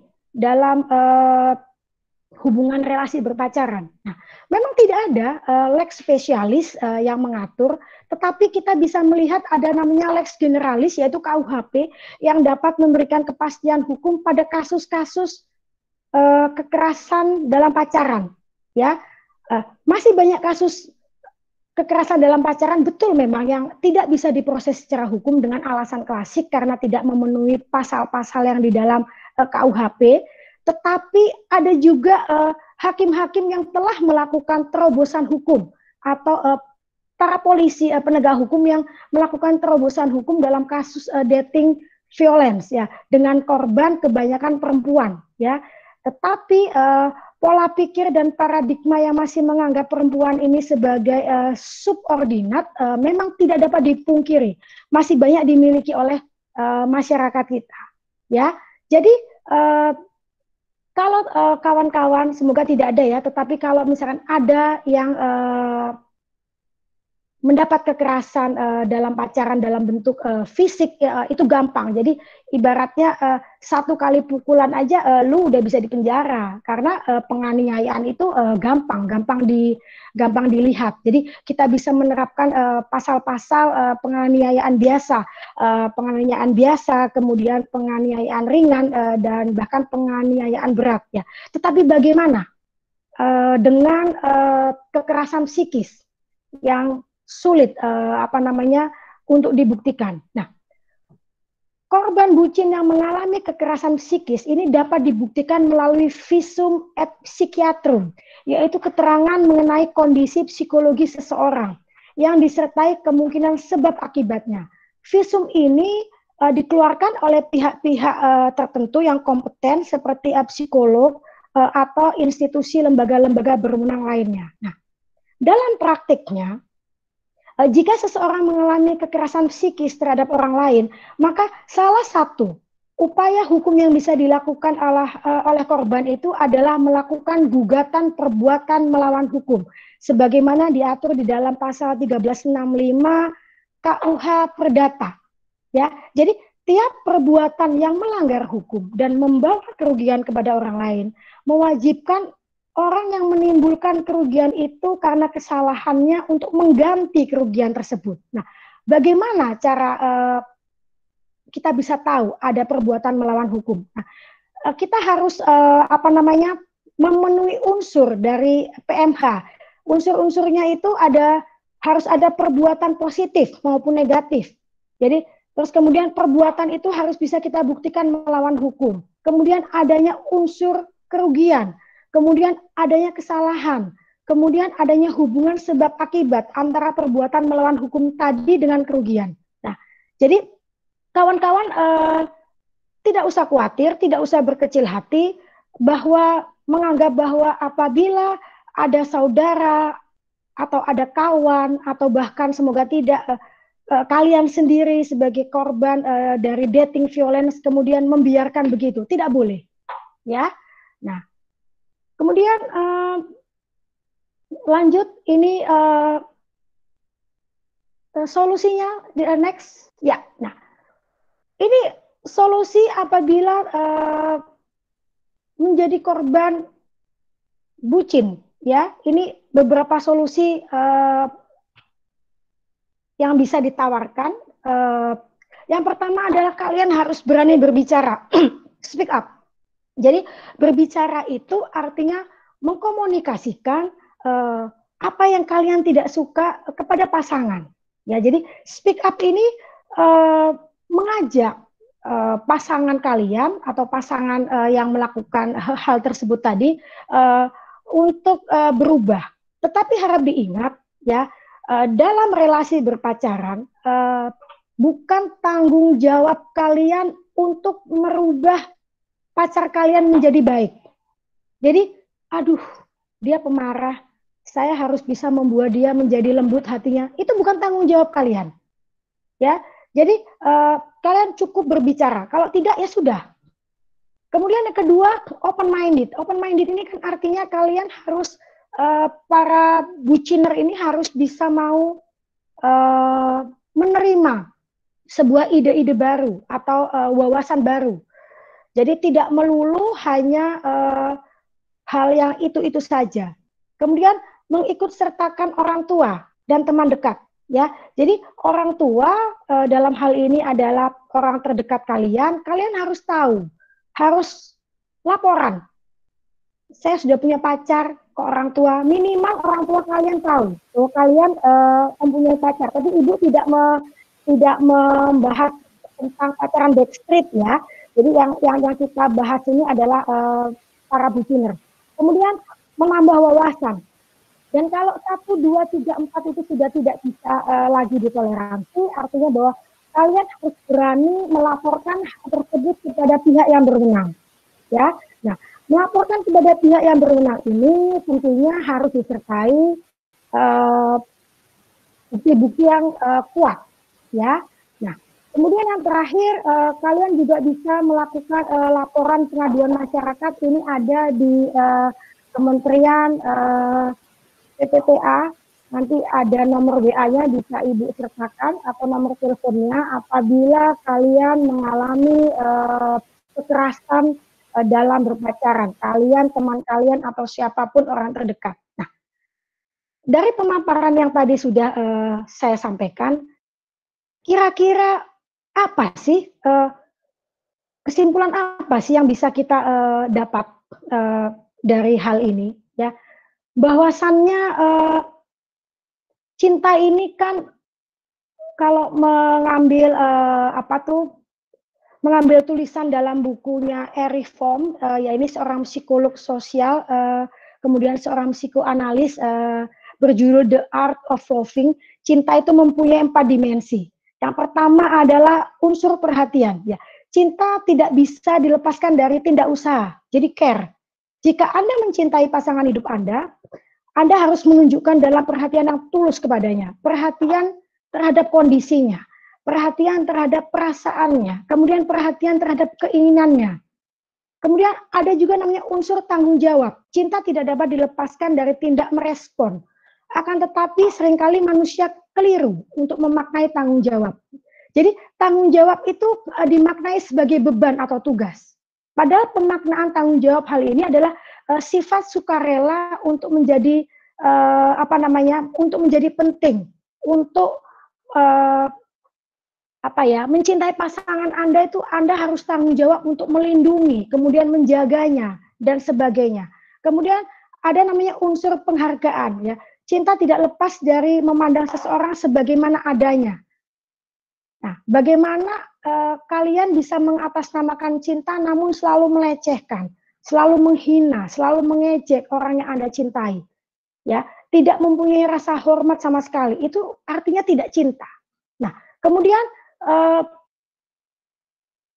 cinta itu juga mengandung unsur knowledge, yaitu pengetahuan. Jadi pengetahuan cinta itu harus dibangun dengan ilmu, tidak boleh membabi buta, ya.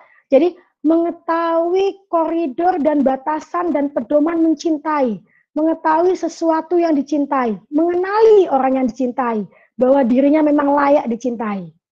Kalau tidak layak dicintai artinya you and I and. Nah, semudah itu. Jadi cinta itu sederhana. Jadi yang rumit adalah kamu. Oke Vira, sudah cukup pemaparan dari Bu Trini? Iya. Terima kasih banyak Ibu Trini atas penjelasannya. Kalimat terakhir sangat ngena gitu ya Bu ya. Cinta itu sederhana, yang rumit kamu. Terima kasih Bu Trini atas penjelasannya. Dan di kolom komentar ini, di kolom chat sudah ramai beberapa pertanyaan. Mungkin kita bisa langsung ke sesi pertanyaan. Di sini ada 3 penanya. Dan ada, bisa dipilih mungkin yang pertama akan ke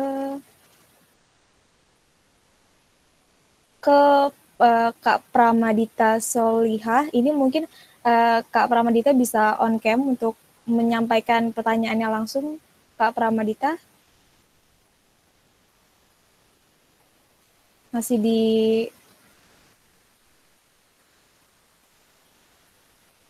Kak Pramadita, ini ada pertanyaannya tadi, boleh menyampaikan langsung Atau mau saya bacakan pertanyaannya?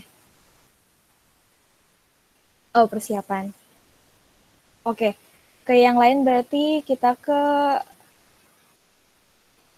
Pipit Agustina ya. Kak Pipit, boleh Kak Pipit on cam dan menyampaikan langsung ke pembicara tentang pertanyaannya.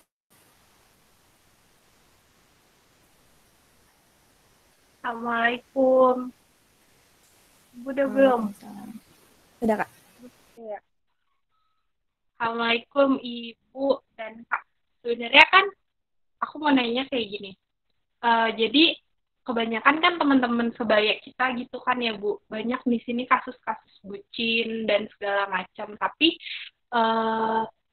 gimana sih kita tuh ingin kasih tahu nih ke teman kita ini kalau kalian ini selama ini emang udah nggak benar di hubungan yang udah toxic relationship yang emang udah nggak baik-baik aja, tetapi mereka tuh masih kekeh karena alasan karena aku masih sayang dia dan karena aku sayang dia, padahal selama ini yang hubungan yang mereka jalankan itu sebenarnya tidak sehat gitu Bu.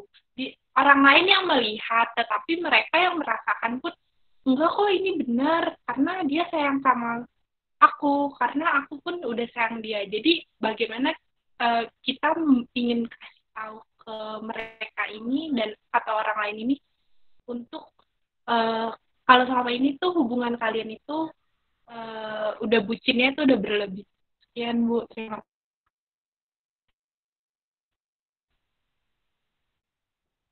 Oke, ini ke Bu Trini ya. Oke.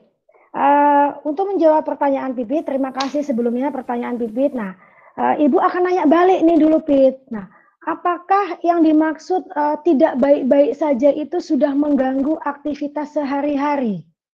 Apakah kemudian temanmu itu sudah tidak bisa kuliah? Kemudian menangis sepanjang hari? Kemudian tidak mau makan, sampai asam lambungnya naik? Nah, kalau sudah mengganggu aktivitas sehari-hari, jadi fungsi kehidupan normalnya sudah mulai terganggu, artinya bahwa betul itu harus diakhiri, ya, atau harus dikomunikasikan, atau bahkan melibatkan pihak ketiga. Pihak ketiga itu banyak ya, bisa sahabatnya sendiri atau bahkan orang tuanya. Nah, tetapi kalau misalkan cuma ngambek-ngambekan ringan aja, kemudian ada pergeseran sedikit yang tadinya nilainya A menjadi A minus, ya rasanya it's okay ya, masih sayang-sayangnya ya nggak apa-apa, go ahead lanjutkan. Tetapi kuncinya adalah yang harus digarisbawahi adalah pada saat tidak baiknya ini sudah mengganggu fungsi kehidupan normal. Rasanya seperti iya, itu. Bu. Ya, Jadi, gimana, Pit? Iya, Bu. Jadi kasusnya tuh udah sampai dia udah nggak mau ngapa-ngapain, kerjanya cuma tidur, makan, kayak gitu-gitu aja Bu. Tidur, makan, bangun, terus jalanin aktivitas, paling sholat, tiduran lagi, main handphone, sampai orang tuanya juga udah ngasih ke teman-temannya pun udah, ayo datang bantuin gimana caranya dia untuk bangkit lagi, dan itu udah berlangsung selama 1,5 tahun kalau nggak salah Bu, dan kuliahnya pun berhenti. Oke. Nah kalau seperti itu berarti kan sudah dalam taraf yang membahayakan ya. Jadi artinya bahwa contohnya seperti ini analogikanya. Misalkan kita sakit demam ya, demam. Kemudian kita cukup minum vitamin C, kemudian atau kita beli obat di supermarket, kita minum, kita sembuh. Nah, tetapi kalau misalkan kita sakit, ada seseorang yang sakit jantung, nah sudah tidak bisa disembuhkan dengan cara minum obat sendiri atau diobati oleh orang-orang sekitarnya. Sudah harus dibawa nih ke dokter spesialis penyakit jantung. Nah, kurang lebih seperti itu. Artinya bahwa tekankan atau beritahu ke orang tua temanmu itu bahwa ini sudah harus dikonsultasikan kepada pihak yang kompeten. Bisa psikolog atau bahkan langsung ke psikiater. Karena ini kan sudah menyangkut masalah apa ya, kejiwaan. Seperti itu rasanya, Pit. Oke. Baik Bu, makasih Bu. Oke. Terima kasih Bu Tri atas penjelasannya. Selanjutnya ini penanya kedua ada Pramadita. Mungkin ini bisa lebih ditujukan ke Kak Tere atau Ibu Tri nih. Kak Pramadita. Ya, terima kasih Kak Vira. Saya lebih ke Bu Trini ya. Jadi kasusnya misalkan dari pasangan kita, ini kita bahas pasangan pacaran ya, itu nggak ada tekanan dan nggak ada tuntutan. Tapi kita punya kayak keinginan tersendiri gitu untuk menerima segala sikap positif maupun negatif pasangan kita. Nah, apakah itu wajar dalam sebuah hubungan pacaran? Atau itu bisa menimbulkan nanti di efek ke belakangnya kita menjadi pasangan yang toksik gitu. Apalagi kan dalam budaya kita ini, saya budaya Jawa ya, itu wanita itu dituntut untuk lebih kayak gemati, apa ya bahasa Indonesianya, gemati ya. Bu Trini tolong itu ya dibantu ya.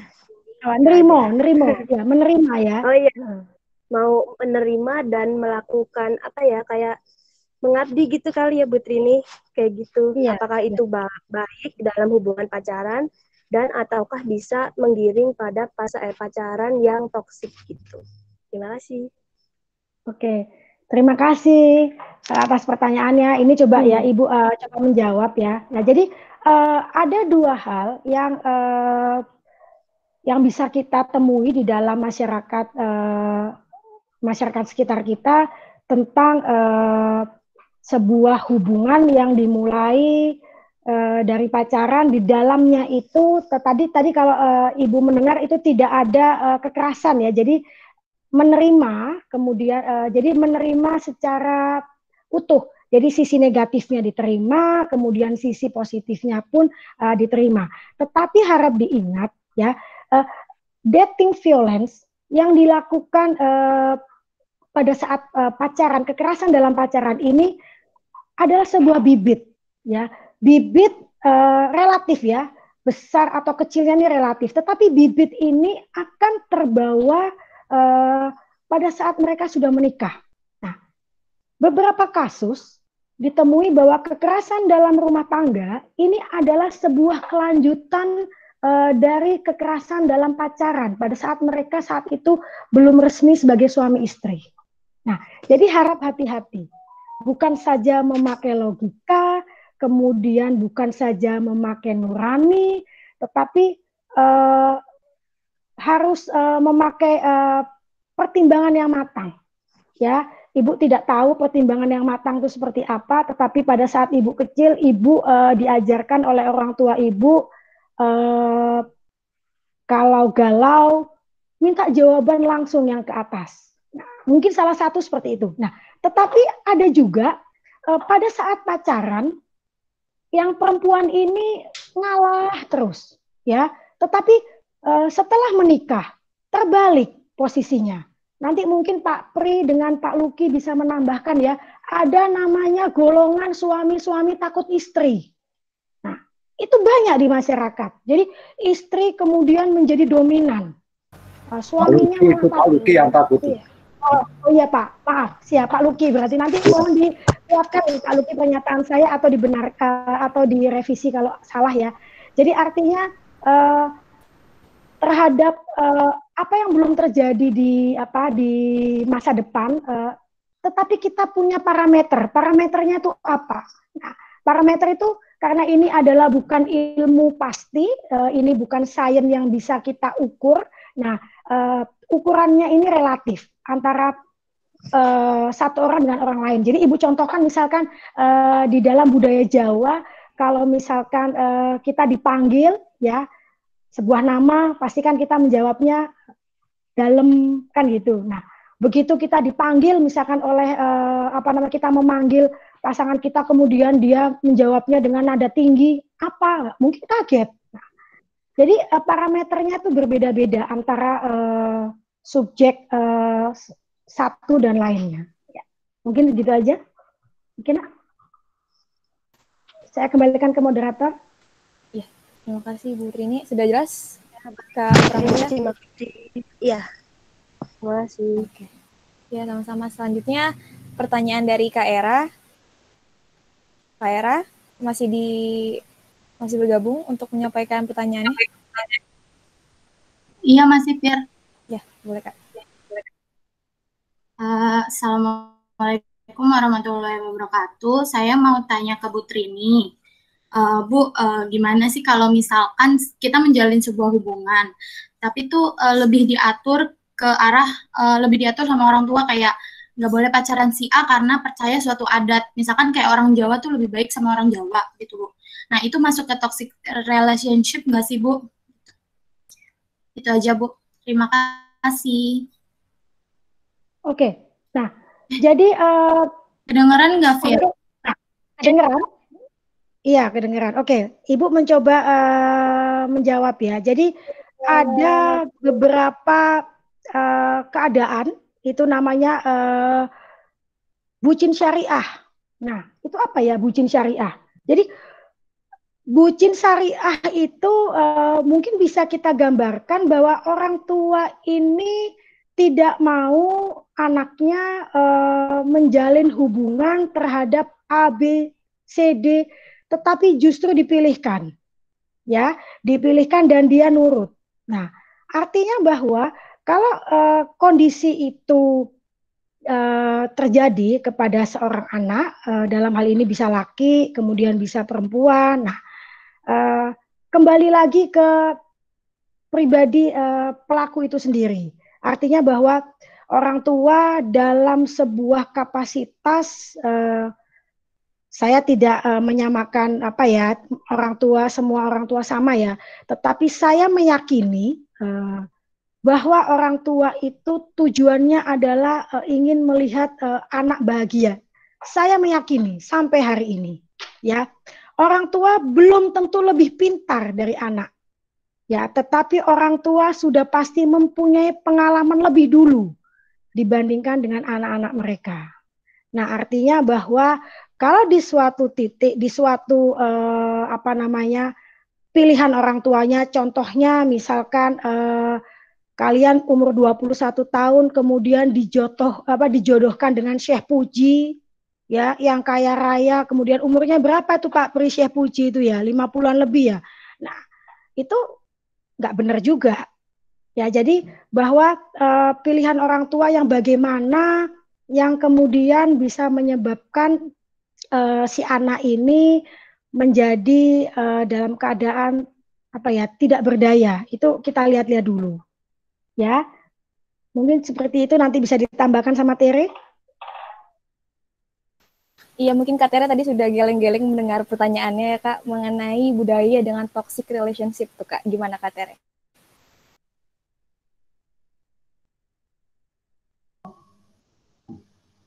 Kalau menurut saya pribadi sih, dari pertanyaannya tadi kan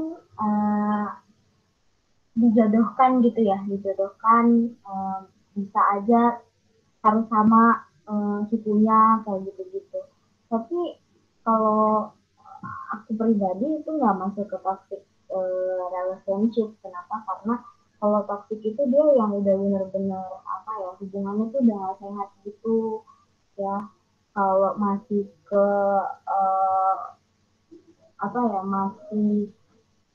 masih sebatas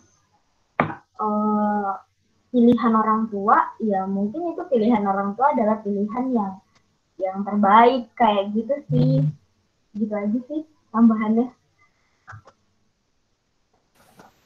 Jadi pilihan terbaik dari orang tua dipertimbangkan lagi gitu ya Kak.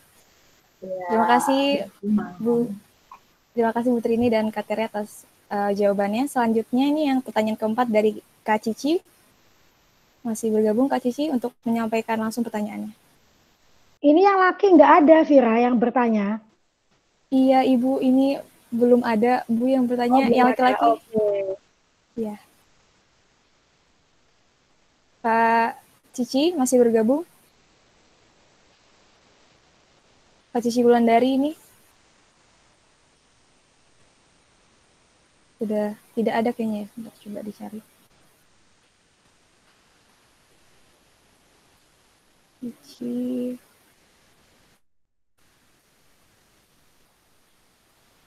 Sudah tidak ada kayaknya ya. Mungkin ke pertanyaan titipan dari WhatsApp kali ya. Ibu dan Kak Tere, ini ada pertanyaan titipan dari WhatsApp. Jadi ada rasa takut untuk membuka hati, seperti ada tembok yang membentengi ketika hendak membuka hati untuk orang lain. Itu timbul dari perasaan trauma di lingkungan sekitar. Ini bagaimana nih? Kak Tere mungkin bisa memberikan tanggapan. Jadi kayak di sini dia dijelaskan kalau misalkan ada rasa trauma yang kemudian berdampak pada rasa takut, seperti ada tembok yang membentengi diri untuk membuka hati untuk orang baru gitu, Kak Tere. Oke. Kalau soal itu gimana ya? Karena kalau emang kita sebagai perempuan ya yang udah mendapatkan trauma, udah gitu pasangannya udah lama sama kita gitu, misalnya sampai bertahun-tahun ya kan, jadi kayak buang-buang waktunya kita gitu nggak sih untuk kayak apa sih dijelasinnya gimana ya, kayak ya kita sebagai perempuan tuh ngerasa kayak aduh apa nanti cowok yang baru lebih baik ya atau akan lebih buruk gitu, jadi pemikirannya tuh malah kayak jauh banget, padahal ya bisa kok untuk kita bangkit lagi, untuk kita ya lebih preventif, intinya kita lebih menelaah ini kira-kira emang laki-laki baik atau enggak gitu. Jadi kita bisa lihat dulu di awalnya, kita benar-benar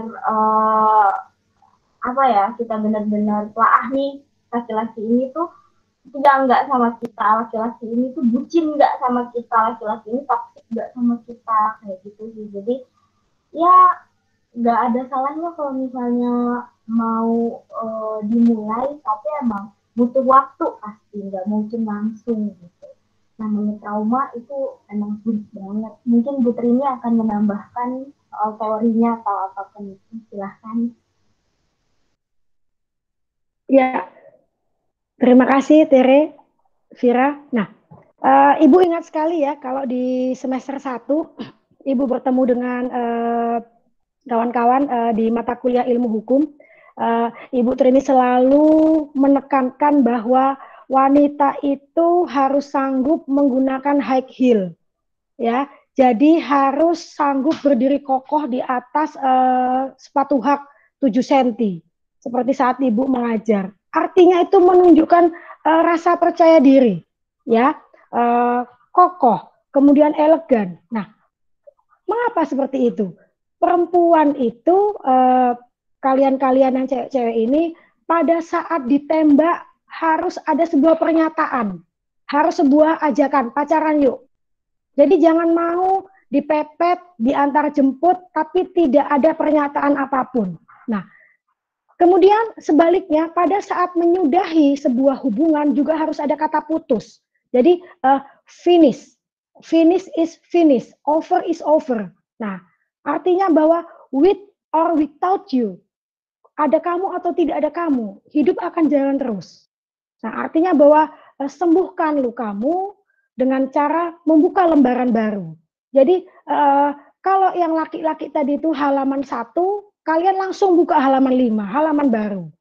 Ya, artinya bahwa kehidupan ini di depan mata bukan melulu cuman masalah cinta, tapi ada yang lebih penting dari itu dan lebih kompleks, ya. Karena memang pada dasarnya adalah trauma itu relatif. Jadi antara satu dengan orang yang lain tidak bisa kita samakan sampai seberapa lama bisa sembuh.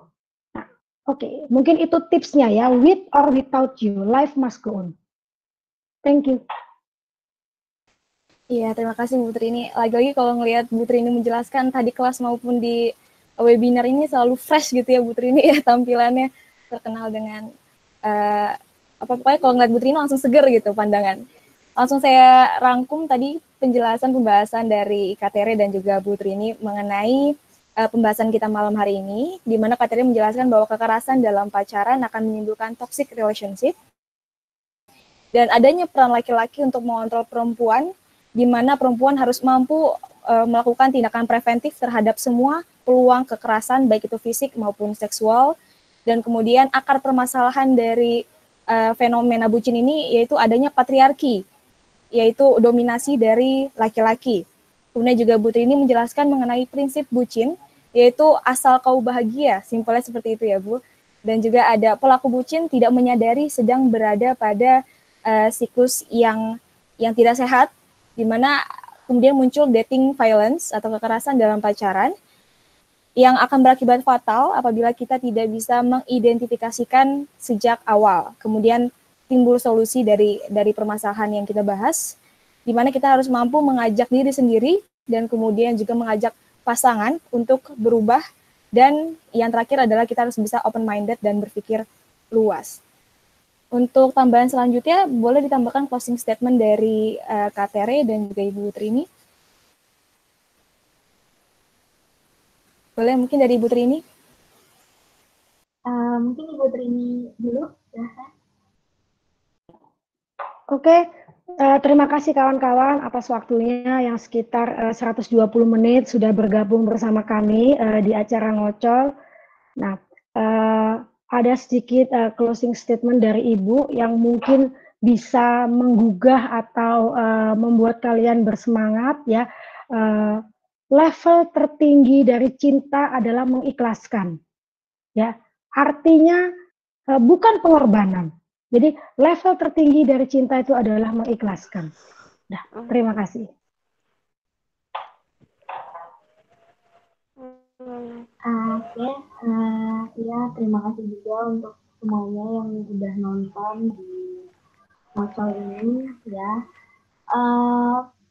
Satu hal yang mau saya kasih tahu ke kita tuh masih hampir sama umurnya ya, paling beda 3 tahun sampai 2 tahun. Jadi saya juga ngerasain apa yang kalian rasain. Kalian pernah bucin, saya juga pernah bucin. Kalian pernah sakit hati, pernah kayak mau ngikutin apa yang maunya si pasangan juga. Saya pernah merasakan itu semua gitu.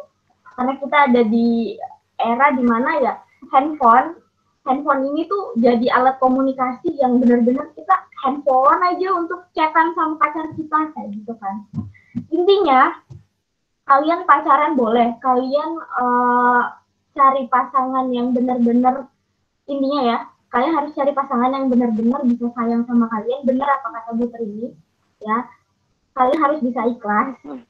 Jadi kalian harus bisa ikhlas dan kalian harus bisa preventif sama diri kalian ya. Laki-laki juga please sayangi pasangan kalian, sayangi perempuan-perempuan yang emang kalian pilih untuk jadi teman kalian, teman hidup kalian ya. Jangan malah buat perempuan jadi korban gitu, dan kalian para laki-laki juga jangan malah jadi korban. Oke, terima kasih. Iya, itu dia tadi closing statement dari kedua pembicara kita pada malam hari ini. Sekali lagi saya ucapkan terima kasih kepada Bu Trini, Bu Ziza, Pak Luki, Pak Zaki, Pak Pri, Pak Untung, Bu Nadia, Kak Tere, seluruh panitia dan juga seluruh partisipan yang sudah bergabung dalam webinar kali ini dalam ngobrol calon kriminolog. Untuk agenda selanjutnya, bocorannya akan ada ngocol webinar bersama 3 kampus kriminolog se-Indonesia akan dipertemukan nanti di Kriminoloid, di acara Kriminoloid Ngocol selanjutnya. Untuk hari kapan dan jamnya kapan itu biar teman-teman dan rekan-rekan ada bocorannya, diikuti Instagram dan juga YouTube dari Kriminoloid. Detailsnya ada di kolom chat. Biar nggak ketinggalan, karena untuk webinar malam ini juga beberapa jam pertama ketika dibuka udah full book 80-100 kursi. Jadi hanya akan dapat link jika mendaftar di acara webinar atau ngocol ini. Kurang lebihnya seperti itu. Terima kasih, mohon maaf apabila ada kata-kata yang kurang berkenan dari saya pribadi dan juga dari kami teman-teman panitia. Kalau ada kekurangannya, mohon maaf. Saya tutup acara ini, semoga bermanfaat untuk teman-teman dan juga untuk saya pribadi. Terima kasih Bu Trini, terima kasih Kak Tere, terima kasih teman-teman partisipan dan juga kakak-kakak panitia. Saya Vira Afrina, pamit undur diri. Wassalamualaikum warahmatullahi wabarakatuh. Selamat malam. Selamat malam.